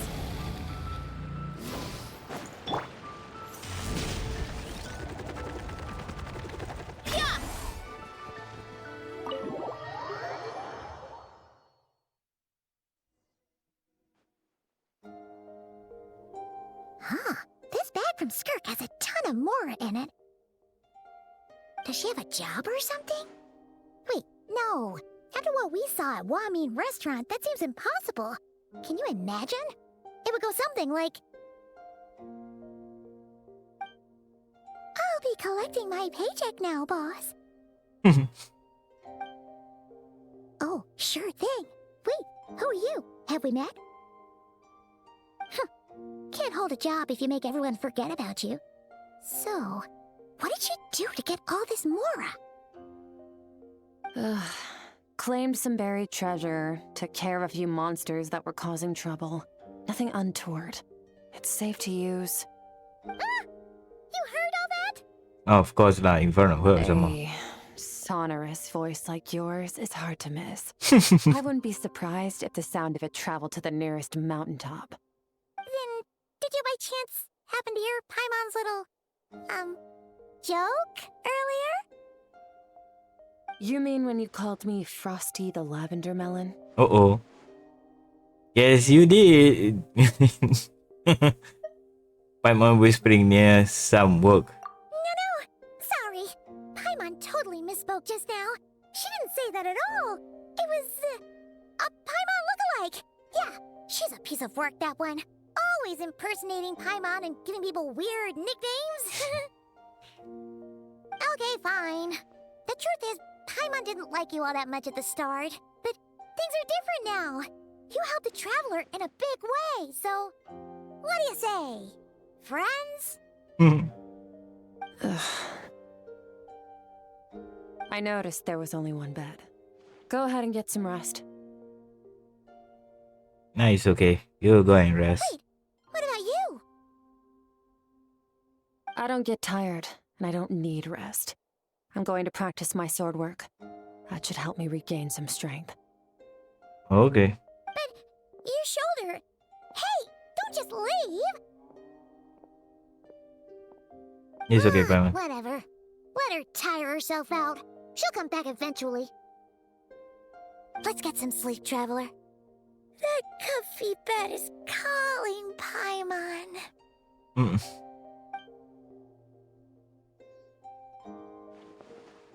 Skirk is stubborn. Even if I try to convince her to take it easy, I doubt she's listen.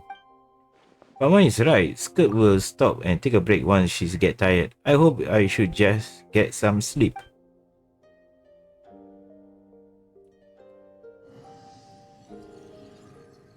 Why I heard something?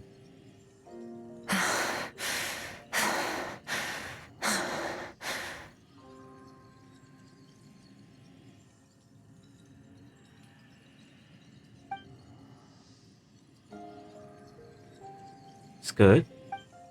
Of course, she's acting like she didn't just stabbing in the shoulder. Something seems off with her thoughts. Quiet.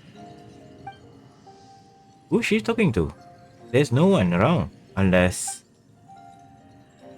Yeah, I think they're silly. Some kind of silly. Remember how many of us perished in that fire? How many bodies were left to rot on the scorched earth? Yet you alone live on. Keep your gaze fixed on your blade. You don't deserve to rest. Run, Skirk. Run! Only death awaits us here.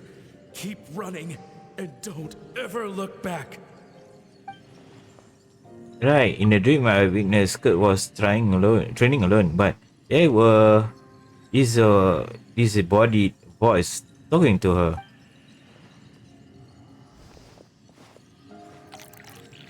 One of them mentioned a fire. I wonder what happened exactly. If only she could just talk to us.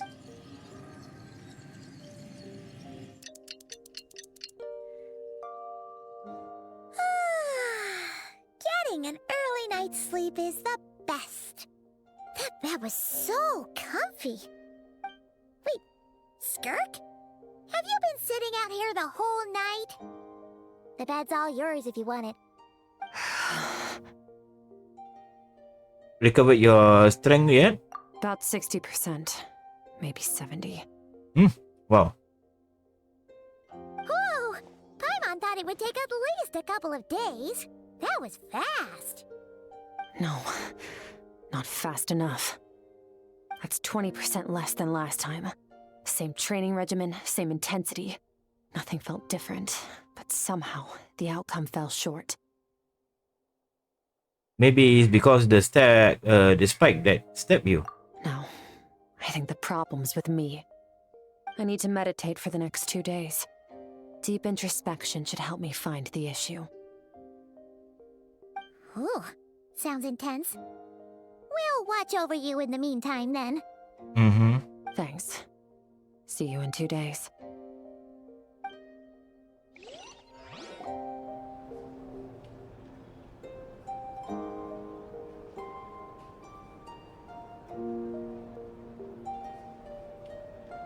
Yeah, she's floating, man. Morning!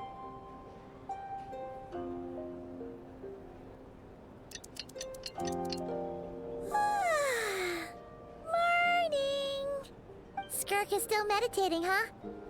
It's been 2 days already. Shouldn't she be awake by now? No idea. Maybe it's not going too well. Paimon can't think of anything we can do to help. Oh wait! Breakfast! That's it! Paimon will go get breakfast! Skirk is gonna be starving when she wakes up. Be right back. Okay, Paimon.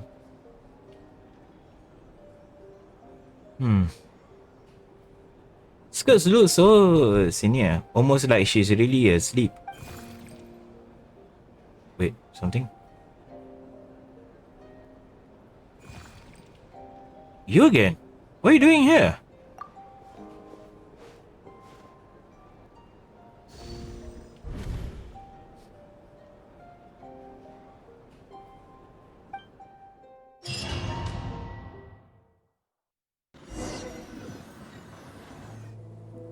Maybe her parents? This place feels familiar, but where am I exactly?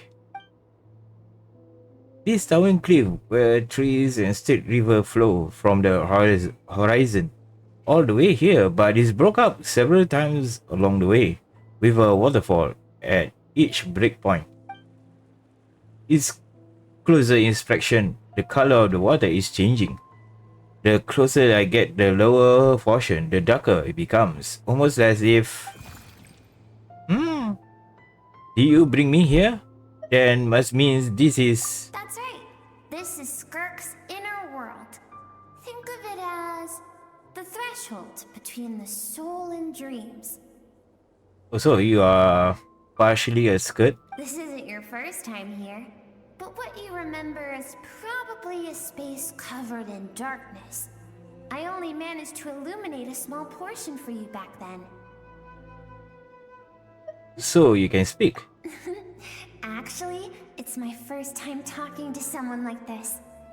I only managed to break free and bring you here because the injury weakened her power. I guess that's why I can speak again, too. Call it fate, if you want. I think that's the word they use in this world for lucky coincidences like this, right? Yeah, that's true. Now, before I take you to her, I gotta ask. You're the first outside visitor to ever come here, so what's your impression of this place? What is this river? Why are those so many kind of cliffs at the waterfall? Oh, you noticed. This river represents Skirk's strength. Strength accumulates over time. It is the summation of a person's lived experience. So this river is where all the fragments of Skirk's life should converge into a single stream of memories and emotions, flowing forward as one. But as you can see, this river has been severed numerous times. It's because Skirk doesn't like who she was in the past. I see. And all she sees reflected in the river is a disgraceful shadow of who she was. She cuts through water and rock with the sword of reason, severs her connection with the past, and begins anew. Wait, that reminds me of something. You must learn to shut out all the pointless emotion. Crush the self that makes you weak, and become master over your physical form. This isn't my first taste of failure or losing power. When you fall, you get back up again and become stronger. That's how it is.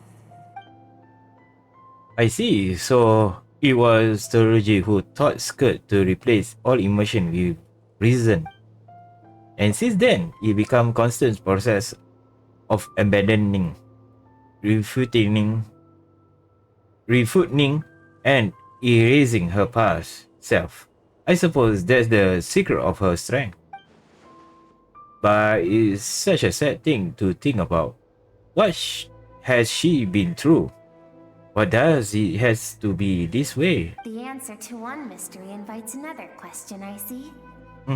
Let's follow the river upstream. There among the cliffs, among the memories etched into her heart, lies the truth of it all. Soon, you'll understand everything. Mm-hmm.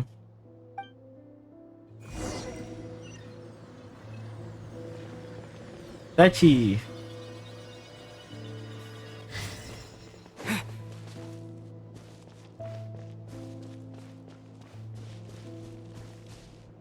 Controller. Okay.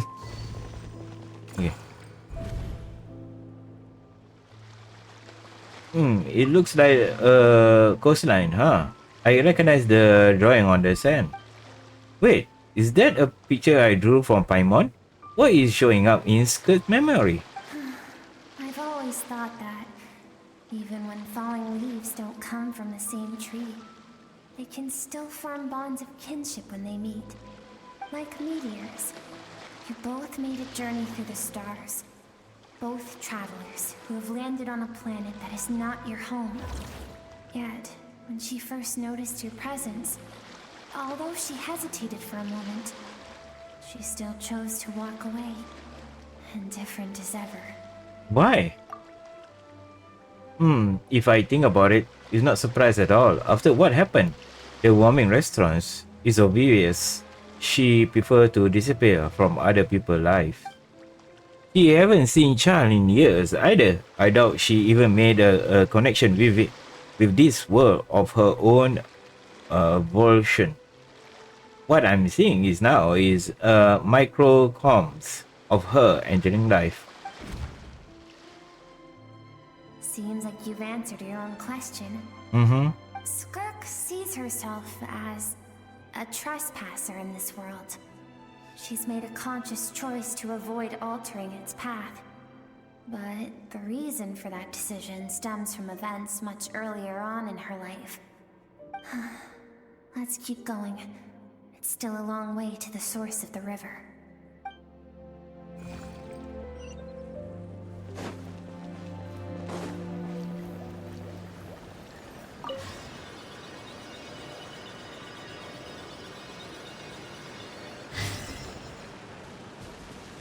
Yeah, I really need to get a controller. You now have what it takes to wield immense power. From this day forth, I shall teach you no more. No one can become a worthy warrior through imitation alone. I have given you fangs and claws. Now, you must learn to hunt. You wish me to travel the world beyond on my own, Master? Indeed. Make new friends. Embark on your own journey. And piece together a new future from the shattered remnants of your past. We will still have contact through the abyss. But know this. One day, I will take the life you worked so hard to rebuild and reduce it to ashes. Just like the fire that haunts your mind. Why would you do that? I have told you before, fear is the catalyst for human evolution. You have tasted loss. You have known fear so deep it can be felt in the bones. But as living beings, we all have an instinct to detach from that which harms us. And thus, pain dampens over time. And the acrid taste of fear becomes but a distant memory. Damn. Yet now, I have bestowed upon you the gift of fear eternal. It will drown you in the nightmare of your childhood. Or it shall drive you to defeat me, whatever the cost. That figure, the next Skirk looks familiar, right? I saw the same figure during the battle against the All-Devourer Noel. That is what Skirk's master, the foul Sertologi, looked like at one point in time. At one point of time, so he can change form? Of course. As a higher being, physical form is a triviality to him. He could appear as a beast, a human, or even a monster that defies description. The form you see him in here, clad in abyssal armor, is the one he usually wears when traveling through the stars. Ah. I used to think Synology and Sig were just master and disciple, like Six and Char. Now I see why Skirk chose to distance herself from humanity. Synology told her to pull down roots here, while at the same time threatening to destroy whatever life she managed to create. For certain reasons, I need to bridge the power gap between me and my master as quickly as possible. But first, I need to understand the source of his strength. To do that, I need to follow in his footsteps, walk the path he once walked, and somewhere along the way, I'll find out how to defeat him. That is my sole focus and purpose. So what she means, but I still don't understand why Synology would do that. From what he says, I don't pick up on conflict between them. I'll let you in on a little secret. The real Cyrtology is terrifying. The scope of his power is impossible to understand until you experience it firsthand. It is absolute. The power to crush all things. Shall we keep going? Let's see. We're about halfway there. Okay.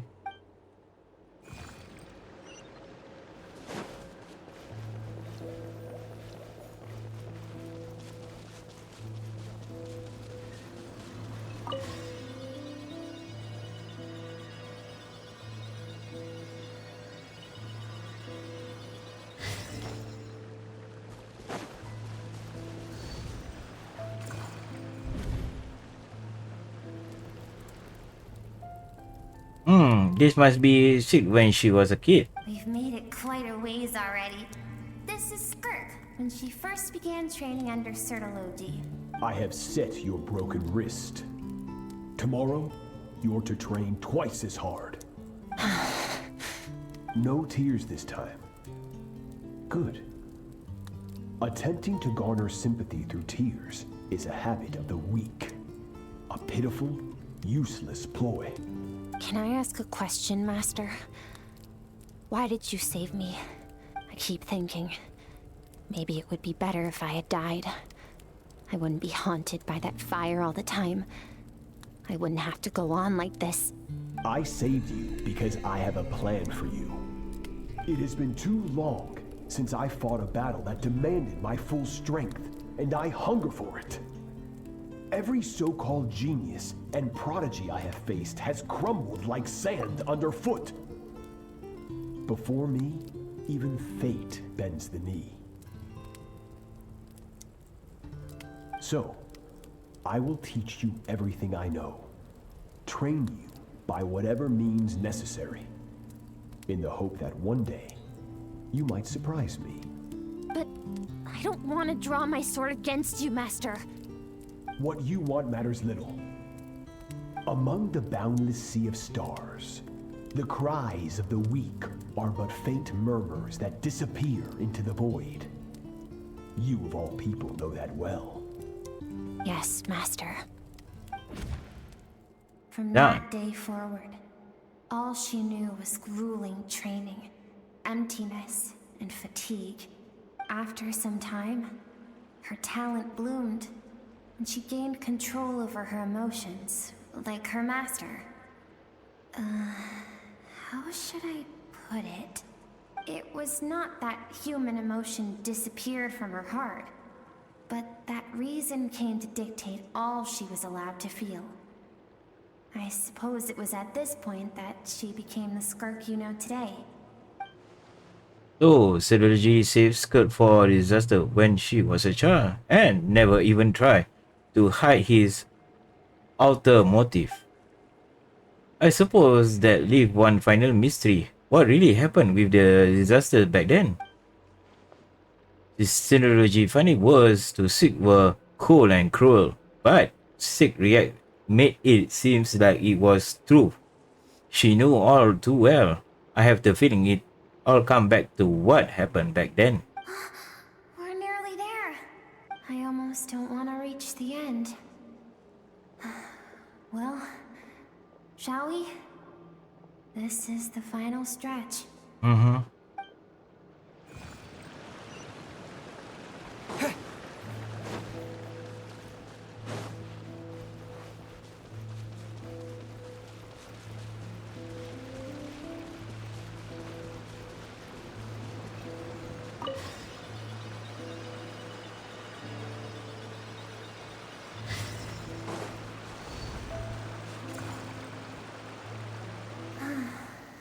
These are Skirk's happiest memories. What a simple and carefree time it was. Wisps of clouds dotted the sky. The sun bathed everything in golden light. And when song filled the air, not even the shyest of flowers could resist swaying along. This is Skirk's homeland. She was so curious about everything as a child. Always skipping school to go exploring instead. There was so much to discover. The treasures at the bottom of the sea. The secrets beyond the stars. And that merchant ship packed with adults wearing those strange clothes. Yes, the ship. That was the beginning of the end. Okay, what the hell the shape is? Don't tell me it's a Star Rail ship. It was a spaceship. When it arrived, the people that disembarked wore smiles on their faces and spoke of friendship. They claimed to be merchants from a neighboring planet, looking to establish trade. Skirk's parents, her relatives, her neighbors, everyone welcomed the newcomers with open arms and allowed them to explore the planet. To them, the visitors were guests and should be treated with hospitality. No one had any idea of what was to come. Several months later, an army of unknown origin arrived without warning and carried out a ruthless campaign to destroy everything and everyone on the planet. Skirk had skipped school that day, like so many times before, so she was not caught in the immediate wave of destruction. But when she came home that day, only fire and ruin awaited her. Countless people cried out to her for help. People she knew and loved. Friends and relatives. The little girl who lived next door. The shop owner with the bad leg. The bad-tempered teacher she had made fun of just that morning. And she have a wing. Their lives were discarded like worthless trash as the fire consumed one life after another. Skirk was helpless. All she could do was run. And so she did. She kept running until an unexpected figure crossed her path. If Sertology hadn't been there in that moment, the fire would have claimed her life too. And there she would have remained, left to rot in the scorched earth, with no answer as to why any of this was happening. Why does people destroy her homeland? Yeah. Because she and her people were seen as a threat. A threat? Did they do something bad? As the initial merchant ship explored the planet, they discovered that it hadn't always had the condition to support life. Yet there was evidence of human activity, even during the periods of extreme heat or cold in the past. Further research revealed that, over time, the people of this planet had evolved the ability to adapt to any type of environment or energy source. For that reason, the outsiders viewed them as a potential threat and decided to eliminate them before the threat could rear its head. And so, the army was called, and the so-called danger was wiped from the face of the planet. Just because of speculation. All those innocent people. Senseless, isn't it? Deemed a threat because of a gift they didn't even know they had. Perhaps it was their own innocence and kindness that doomed them. But in the end, that was lost to the blaze as well. If those with power get to decide good and evil, then all you can trust in is the sword in your hand. And so, before death could claim her, she ran. She ran and never stopped. Oh, I see why astrology treat is such a terrifying prospect for her. And now, I see why she distanced herself from the world. No one wants to relive their most painful moments. Well, that brings us to the end of the story. This is as far as we can go. Skirk is waiting over there. For both of us. So it's not... It's time to fulfill my purpose. And my greatest wish over all these years.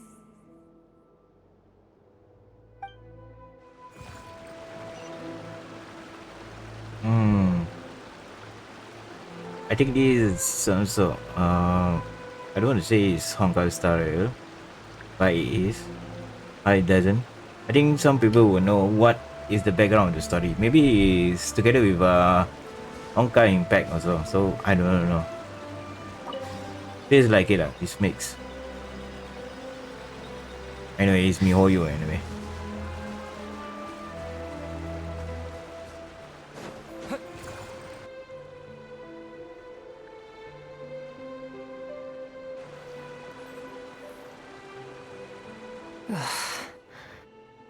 So all this, just so you could bring him here. I have things to say to you. Well, to me. I want someone to witness our reconciliation, even if it takes an argument to get there. And he is the best choice in this moment. Then you must be... Her suppressed emotional self. The version of herself she keeps locked in the recesses of her mind. Stifled by reason. All those rejected impulses, those discarded aspects of your past selves, they are a part of me now. I am who you used to be. Someone you have refused to face for too long. So, I came to face you instead. You're wrong. I've faced you all along. And that's exactly why I keep you locked here. Your existence makes me weak. Moments of joy and longing are when we are most vulnerable. Don't forget, it was a penchant for goodness over reason that doomed our homeland in the first place. The vastness of the universe renders everything insignificant. Our feelings most of all. Even so, learning from the mistakes of the past doesn't have to mean erasing everything. Strip yourself of your so-called weaknesses, emotions like kindness and empathy, and what makes you any different from the ruthless soldiers who slaughtered our people? The difference is that I'm doing what is right, what is necessary. I allow you to exist, but with limited freedom. That is the greatest kindness I can offer. I've shouldered everything you couldn't carry. I rose above the numbness and emptiness, and it was cold, unfeeling reason that brought me this far. It made me who I am. It made me strong. That is the problem. I want to shoulder those things together. On the grand scale of the entire universe, maybe our feelings are vanishingly small, but why should that mean they don't matter? Emotion gives warmth to the cold expanse of space. It gives meaning to the world around us. Think back to those nights of gazing at the stars, those afternoons of exploring the unknown. Think back and let them grant you peace. a brief respite from the pressure you put on yourself.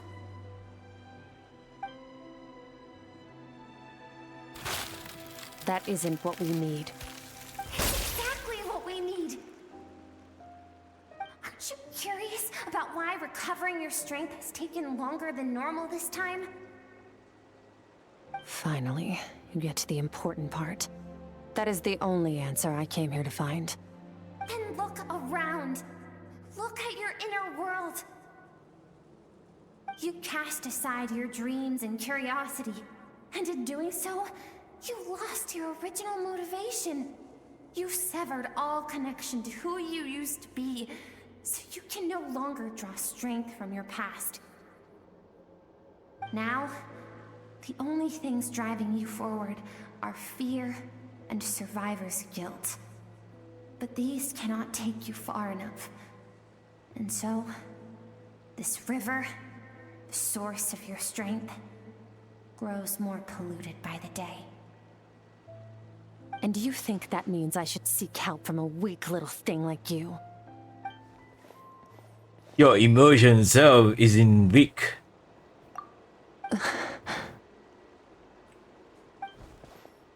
The fact that she transcended time and broke free from her constants to come and face you, that proved it. Thank you for saying that. I knew bringing you here would be the right choice. To be honest, I'm not here to argue with you. This isn't about who's right or wrong. And in fact, I agree that in order to make it through the wake of that tragedy, we had to distance ourselves from the pain through reason over emotion. But what is right at one point in time isn't always right forever. I know you will never forget that fire. I know the fact that you were the sole survivor fills you with guilt. And I know that among the voices that haunt you, mine is there too. Because deep down, you know that you didn't turn out to be the person you wanted to be. All those unfulfilled hopes are like knives to the heart. And I don't want you to hurt anymore. So even if you can't accept me, I hope, at least, that you can let go. I keep thinking, maybe it would be better if I had died. I wouldn't be haunted by that fire all the time. I wouldn't have to go on like this.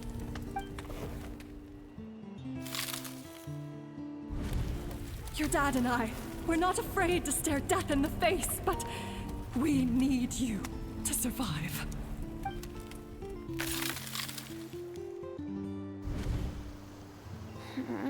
I'm sick of being a kid. There's so many amazing things out there, and I'm ready to see them all. My god, like March 7, man.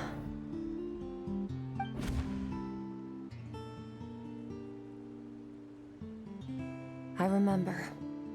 There was a song Mom and Dad always sang when we went out to fetch water. Dancing water. The sand along your path is begging for your song and movement. Will you carry this burden with you on your journey? I am not the dancing water, and you are not the burdensome sand. But if this is your wish, then I will carry you with me until the end. Thank you. I should be thanking you.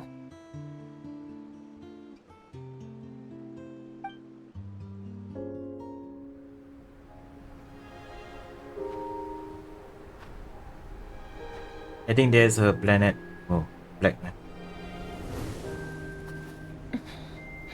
Now another question mark. Who is that merchant? Run, Skirk, run! Remember, leave no one alive! Heed my words, Skirk. Let fear take root in your soul. Did you survive? Why was it only you? Skirk, did you become a positive light in this world? And they afraid of her.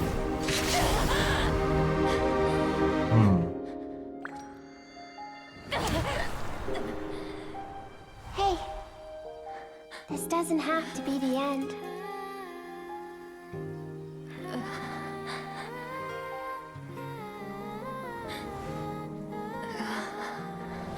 Life is a gift. Don't let darkness claim it.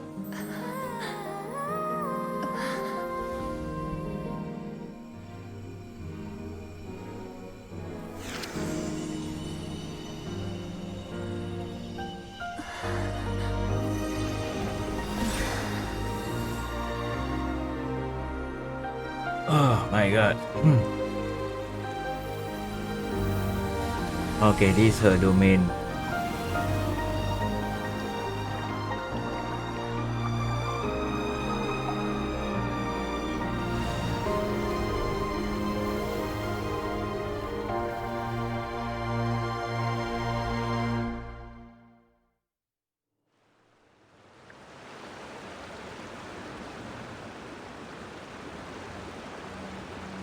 So, you saw my memories then? I once asked my master if survival of the strongest was the law of the universe. He said no. But in a world without order, those with no moral boundaries tend to be the ones who survive. That isn't true strength. Power is not the pursuit of doing what is right. That's why, after hearing his answer, an idea came to mind. An idea that, one day, I would create a new world order. One in which there would never be another tragedy like that fire. One in which power was not the law of the land. But that means I must defeat him. Because my master, Sir Logi, is, at the core, a defier of all rules and order. Sounds like you have your work cut off for now. Yes. And not just because of the gap in our abilities, but also because I have no reason to see him as an enemy. Although his decision to train me was not made out of kindness, he did everything a master should. He saved my life, taught me the sword and the principles of strength. And for that, I respect him. But he tend to face you in battle one day. I know. And it's not something I want. But Master never goes back on his word. I have to treat everything he says as a promise. He's no longer into that. But he sends me messages through the abyss every now and then. Most of them are simple greetings, or an answer to one of my questions. Every time I hear from him, my heart skips a beat. And I wonder if this is the moment where he'll finally appear before me and tear down everything I've built to pieces. Maybe that means I do live in eternal fear, just like he said. Yes, I respect him, but I'm also afraid of him. And for that reason, the pursuit of strength consumes every moment of my life. I don't know what Master has planned, but I have to be ready. If he does attack you one day, I'll help you. Help me? Why? This isn't your fight. Because if we want to build the world we both want to see, everyone has to be willing to fight for it. If we all done our part, we can make this entire universe a kinder place. Okay. So nice. What do we see in the background? I know he's going to. I want to see. Oh well. Where's she? Still graze into the distressed sky. There's nothing else to do here. Should I leave? Don't leave yet. Okay. Let me see this everything. Way more different than the Tibet sky. That's one thing. What the hell is that? Mushroom? Cause Skirk is from the another universe, she can see the skies, everything should be almost the same as she missed that sky before, so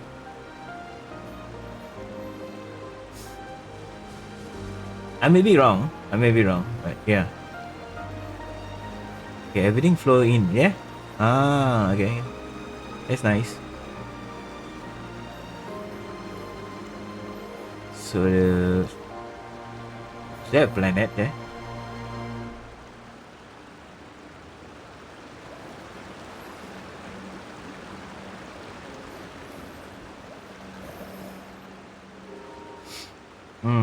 Okay.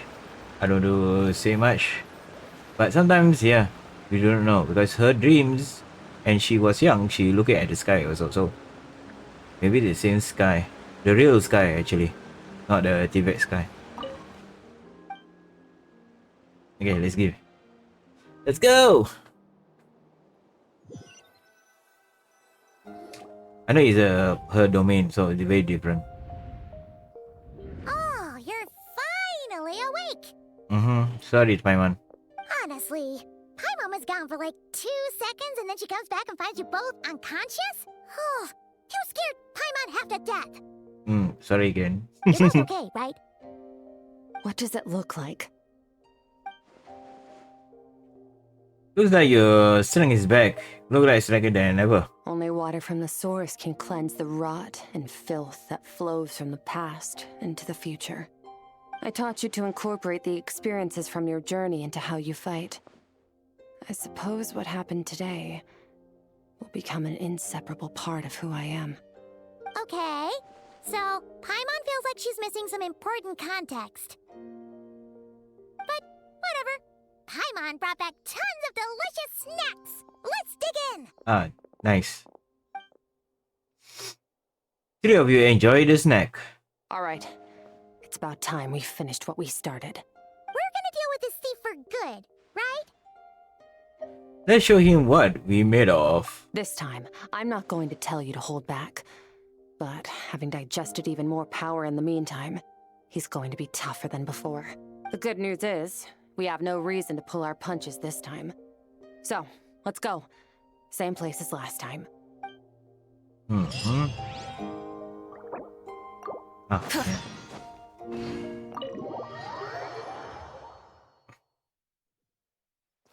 Okay, well, let's TP there. TP. Apa dia? Wow, already, how many hours I played already? 2 hours, 31 minutes. Okay. And just 0G only. Oh my god. Try and stop me!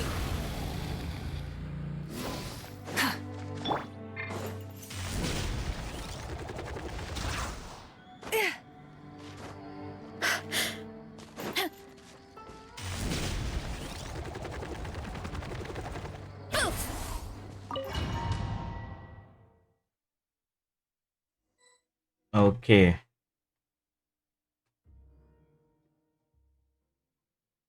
The fog is gone! Yeah, I think he recovered. Wait, isn't that the form the all-devouring narwhal changed into? That's good, Master. That too! That's what the fall used to look like. Really? So, you're telling Paimon that giant whale and this guy can both turn into the fowl? How does that work? It's a subconscious instinct. Any intelligent being who longs for his level of strength is bound to mimic his appearance. It's a natural response after encountering someone as powerful as Master. To them, he represents ultimate power. We know the person before us has encountered Master, and we know he stole a portion of my power. So it's not surprising that he would assume this form. Okay. Oh, the closer Paimon looks, the more intimidating it gets. Yeah. Nervalette isn't here this time, so it's up to us. He won't have the nerve to steal again after we're done with him. Let's teach this guy a lesson.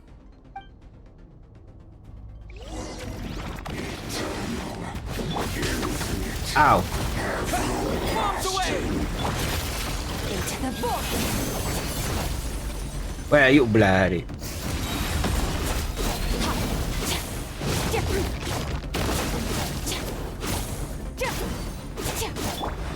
jet! Mine to wield.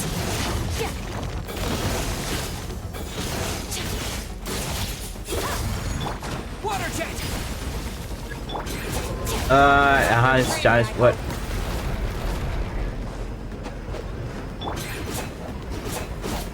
Extinguish!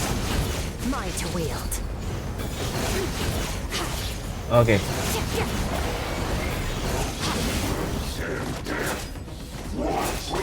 Go!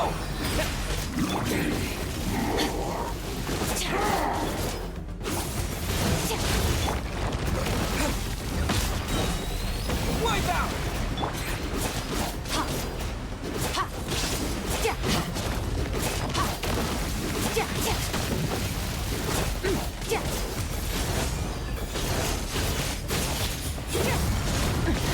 Keep going. Water jet!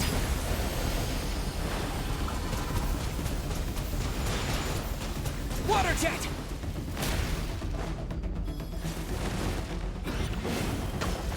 Ow.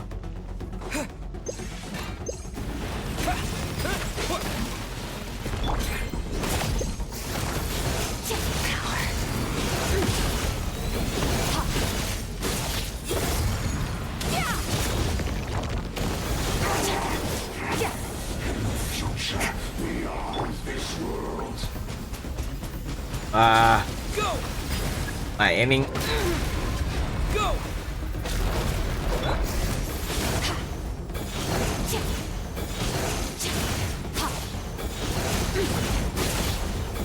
Mine to wield.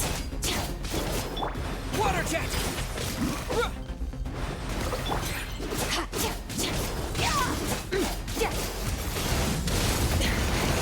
This is getting interesting. I don't know his style, so yeah. But still.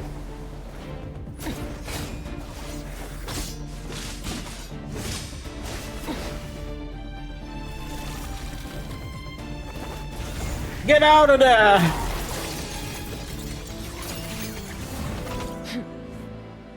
Haven't had enough of my power.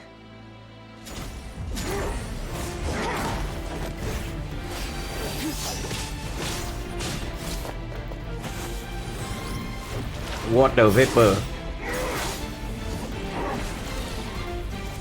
Oh yes.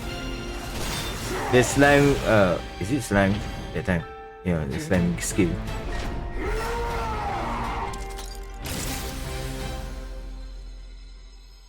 Well then, let's see how much more of this power you can handle.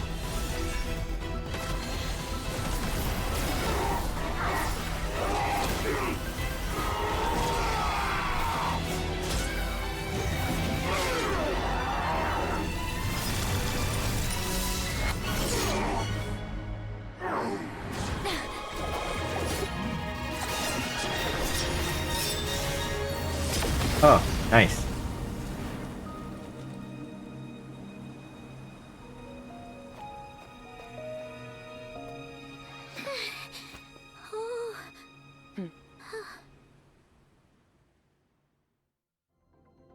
Nathan, who is this? Well, have you come to your senses? You saw that my body was at its limit. So, you deliberately channeled your power into me, knowing that it would destroy my shell from within. Such power, such keen battle instincts. So, you must be... Skirk, Sertologi's disciple. How long has it been? How long has he been away from Tevat? Hundreds of years. Hundreds? Sorry. It's a lot to take in. I should introduce myself. I am Skofnungar, a friend of your master and one of his followers. This is the first time I've heard your name, Skirk.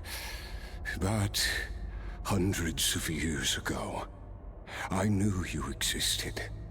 And I knew you would come here. What? Hundreds of years ago? Sounds like you and Master have quite the history. Care to tell us about it? Of course. Might as well take advantage of a clear head while I can. The story starts a long, long time ago. Again. I was born into a noble family in Conria. As the eldest son, I was set to inherit our title. But I contracted an incurable illness as a child, and everyone gave up on me. I trained the sword harder than anyone else, defeated all of my peers.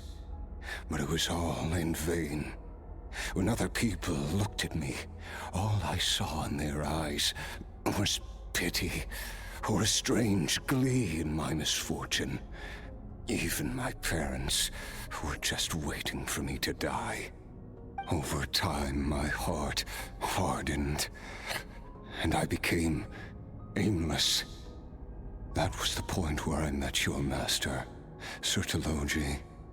We were similar in age, but different in background. He was born in prison, the son of criminals who had been sentenced to death. He spent his childhood wandering the streets, facing more criticism than the literary works in the Universitas Magistrorum. Yet, he always wore a smile on his face, as if kindness and malice were one and the same, and he could not see the difference. I still remember what he said to me when we first met. You need to fight to survive. Even if it's a losing battle, it should light a fire under you. How can you sit back like this and go down without a fight? That does sound like something he would say. He was the first to acknowledge that I was worth something, and he inspired me to keep going. When we sparred together, it was the first time I'd actually felt the thrill of combat. When I was 10, he stole forbidden research materials and managed to cure my illness. It was like there was nothing in this world he couldn't accomplish. When it came to the human form, he was always intent on pushing the boundaries of possibility. But somewhere along the way, I fell behind. My talents were nothing compared to his, and at some point, I realized he had pulled so far ahead, I was too embarrassed to even ask him to spar. After his grand endeavor was successful, he sought me out and said to me, "This planet no longer holds anything of interest to me, so I'm leaving. But first, I have an offer. I can use a power I have just refined to break the curse of immortality for you. Your death was once what we worked so hard to prevent. But the immortality you now face is a different kind of pain altogether." I'll pass. Immortality doesn't sound so bad to me. Since I can't die, it means I have an infinite amount of time to get stronger. Maybe I'll finally catch up to you one day, and we can spar like we used to. Are you sure? I cannot say when I will return. Your body, or rather, your soul, might not be able to withstand this curse. All I can do is try. After all, a wise man once told me, people need to fight for their own survival. Wise indeed. Nevertheless, if you grow weary of the pain of immortality, and wish to experience a good sparring match before you wither away, seek out my disciple. Disciple? Never thought I'd hear that word coming from you. Nor I. But Vedifenir said I was destined to find a disciple out there in the universe and bring her to Tibet. You know as well as I, Vedifenir's prophecies are never wrong. Overseer. Well, now I'm curious about who this disciple of yours will be. All Vedifenir said was that one day, the stars shall bow in her honor. Sounds pretty impressive. Of course. Only the most outstanding people would have the right to become my disciple. Still self-assured as ever, I see. But you're not wrong. I'll be leading them. Oh, and if you were serious about getting stronger, I left you a little gift in the primordial sea. As I've said before, walk whatever path you want. Freedom means even the wicked get to make their own choices. Waiting for me in the primordial sea was the all-devouring narwhal, already beaten into submission by Sertologi. In its weakened state, I was able to cut off part of its flesh and sew it into my own heart. Your heart? That sounds like torture! How did you even survive that?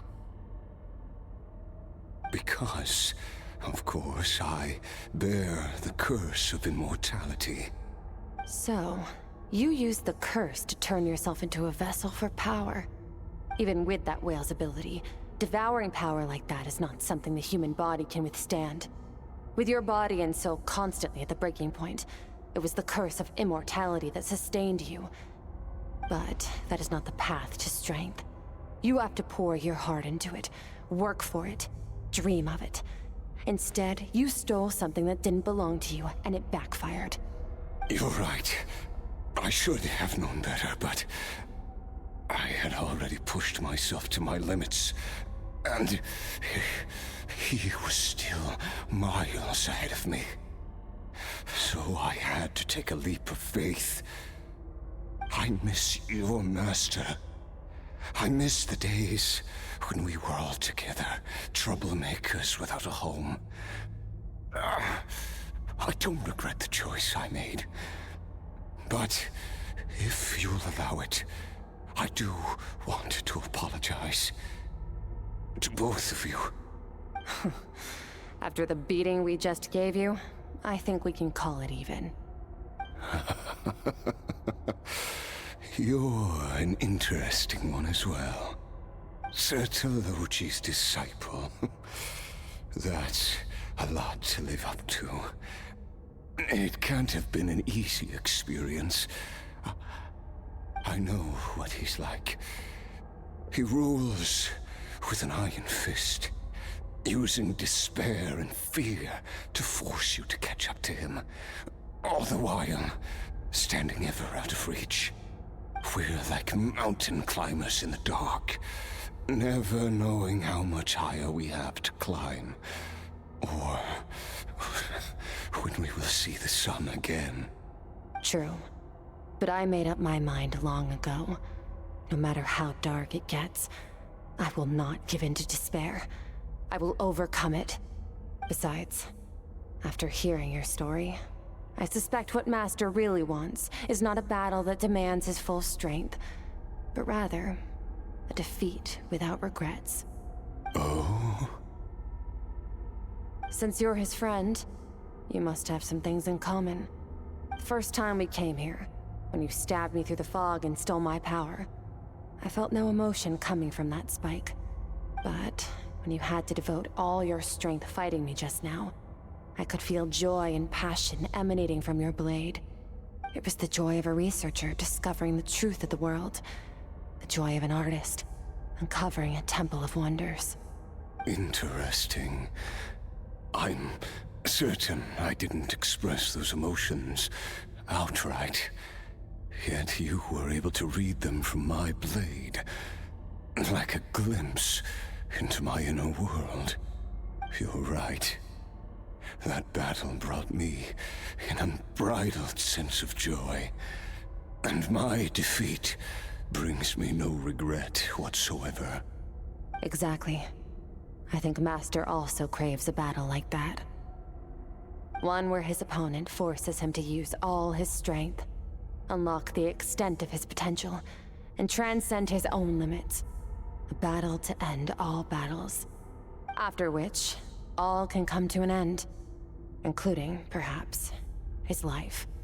For that very reason, good and evil are meaningless to him.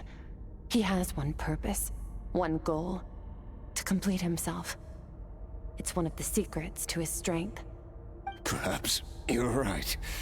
Perhaps that is his call. What a battle that would be.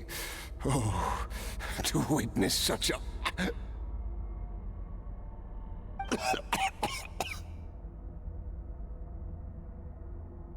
Are you okay? Too many different kinds of power are surging through my body. The curse of immortality allows it all to coexist, but it does not remove the pain. I won't be able to hold on to my sanity for much longer. What a shame. I would have loved to witness that battle. Sertologi once offered to free me from this curse. Now, I must ask that of you, Skirk. Can you release me from the pain? I can, but not through death, if that's what you were hoping for. It's not a suitable punishment for your crime. As an alternative, I can take your consciousness, along with all the power you've consumed, and smash it to pieces. The impurities will dissipate, and under the curse of immortality, your mind and body will regenerate. When that process is complete, you will be back to who you were before, no longer tortured by powers you can't control. But it will be a time-consuming and painful process. The decision is yours to make. I accept. And who knows? Perhaps I'll wake up in time to witness your great battle with Sertologi. I have faith that you'll be able to stand against him one day. Though I know it'll be a long and arduous road. If we are climbers in the dark, it appears the dawn has finally broken for me. But your ascent continues. At least, it looks like you are not alone on your journey.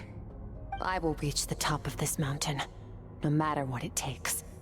And you, Skirk, will be my witness at the end of all things.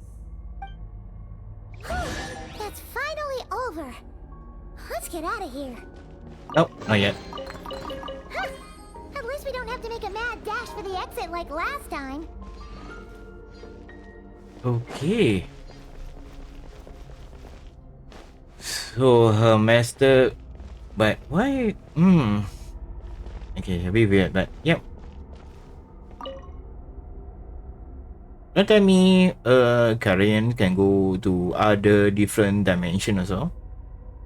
I mean different planets. Because they have learned technology from the dragons, if I'm not wrong. Maybe I'm wrong also. Yep.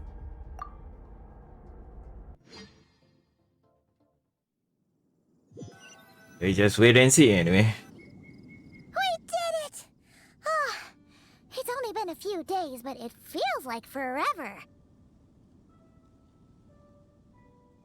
Once again, we've proved there's nothing we can't overcome. We're just that awesome. I don't even break a sweat. Wow, you sound even more confident than usual. Guess you really have become stronger. Yeah, I think so. Today sure went by fast. It's night already. Oh wait, that reminds Paimon. The stars you mentioned, the ones that died out, are they back now? Yes. The power Skirk stole has been returned. So, the stars have regained their light. Great! It's crazy that you even noticed their light was gone. There are so many stars in the sky. If a few disappeared, Paimon definitely wouldn't be able to tell. I suppose it's because I have gazed upon this sky for centuries. The false stars, hanging in the meticulously planned sky, glittering with rotten light. It's not real. And yet, it is for that very reason that I can look upon it and enjoy the momentary peace it brings. It's beautiful, I agree. I like to see what it is like up there. Even the most beautiful of bubbles has to burst. We will return to the real universe one day, whether of our own volition or not. Time marches ever forward. Even the innocent and naive will taste life's bitterness. Yet through hardship, we grow until we learn to seize the sands of time for ourselves and uncover our true strength. Though we gaze upon a false sky, its vastness and majesty is palpable. One can only wonder, what is it going to take for kindness to reign supreme in the vast expanse of the universe? Ugh, this is all going over Paimon's head. But if she knows one thing, it's that the Traveler always finds a way. Ever since we met, he has filled Paimon's days with happiness. No matter how tough things get, he always finds a way to make it better. If it's too big a job for one person, then we'll do it with two. And if two's still not enough, then three. We've met so many amazing friends and accomplished so many amazing things. As long as we don't give up, we can make any wish come true. I suppose when it comes to you, anything is possible. Well, I should be going. Now that my power is no longer isolated from my emotions, I need more practice to get used to it. When will we meet again? I suppose fate will decide. Maybe we'll bump into each other on the street. Or maybe we'll reunite on a different planet entirely. Regardless, reunions and partings are but passing moments. More than anything, I hope that at the end of this journey, wherever it takes us, we stand in a world reborn. One without war, pain, or forced partings. One where new life can bloom, even where there was once nothing but scorched earth. For this, we must all work to become stronger. Of course. Master. If that's what you want to call me, I won't object. Goodbye.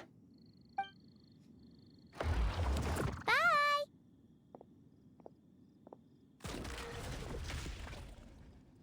Is it just Paimon, or is she being nicer than before? We definitely count as friends after all that, don't you think? Hey, what do you think about camping here tonight? There's nothing quite like sleeping under the stars. Come tomorrow, we can continue our journey. Oh, and since Paimon treated you to that super nice meal at Wanmin restaurant, it's about time you returned the favor. Oh, now you remember, Paimon. Really, thank you.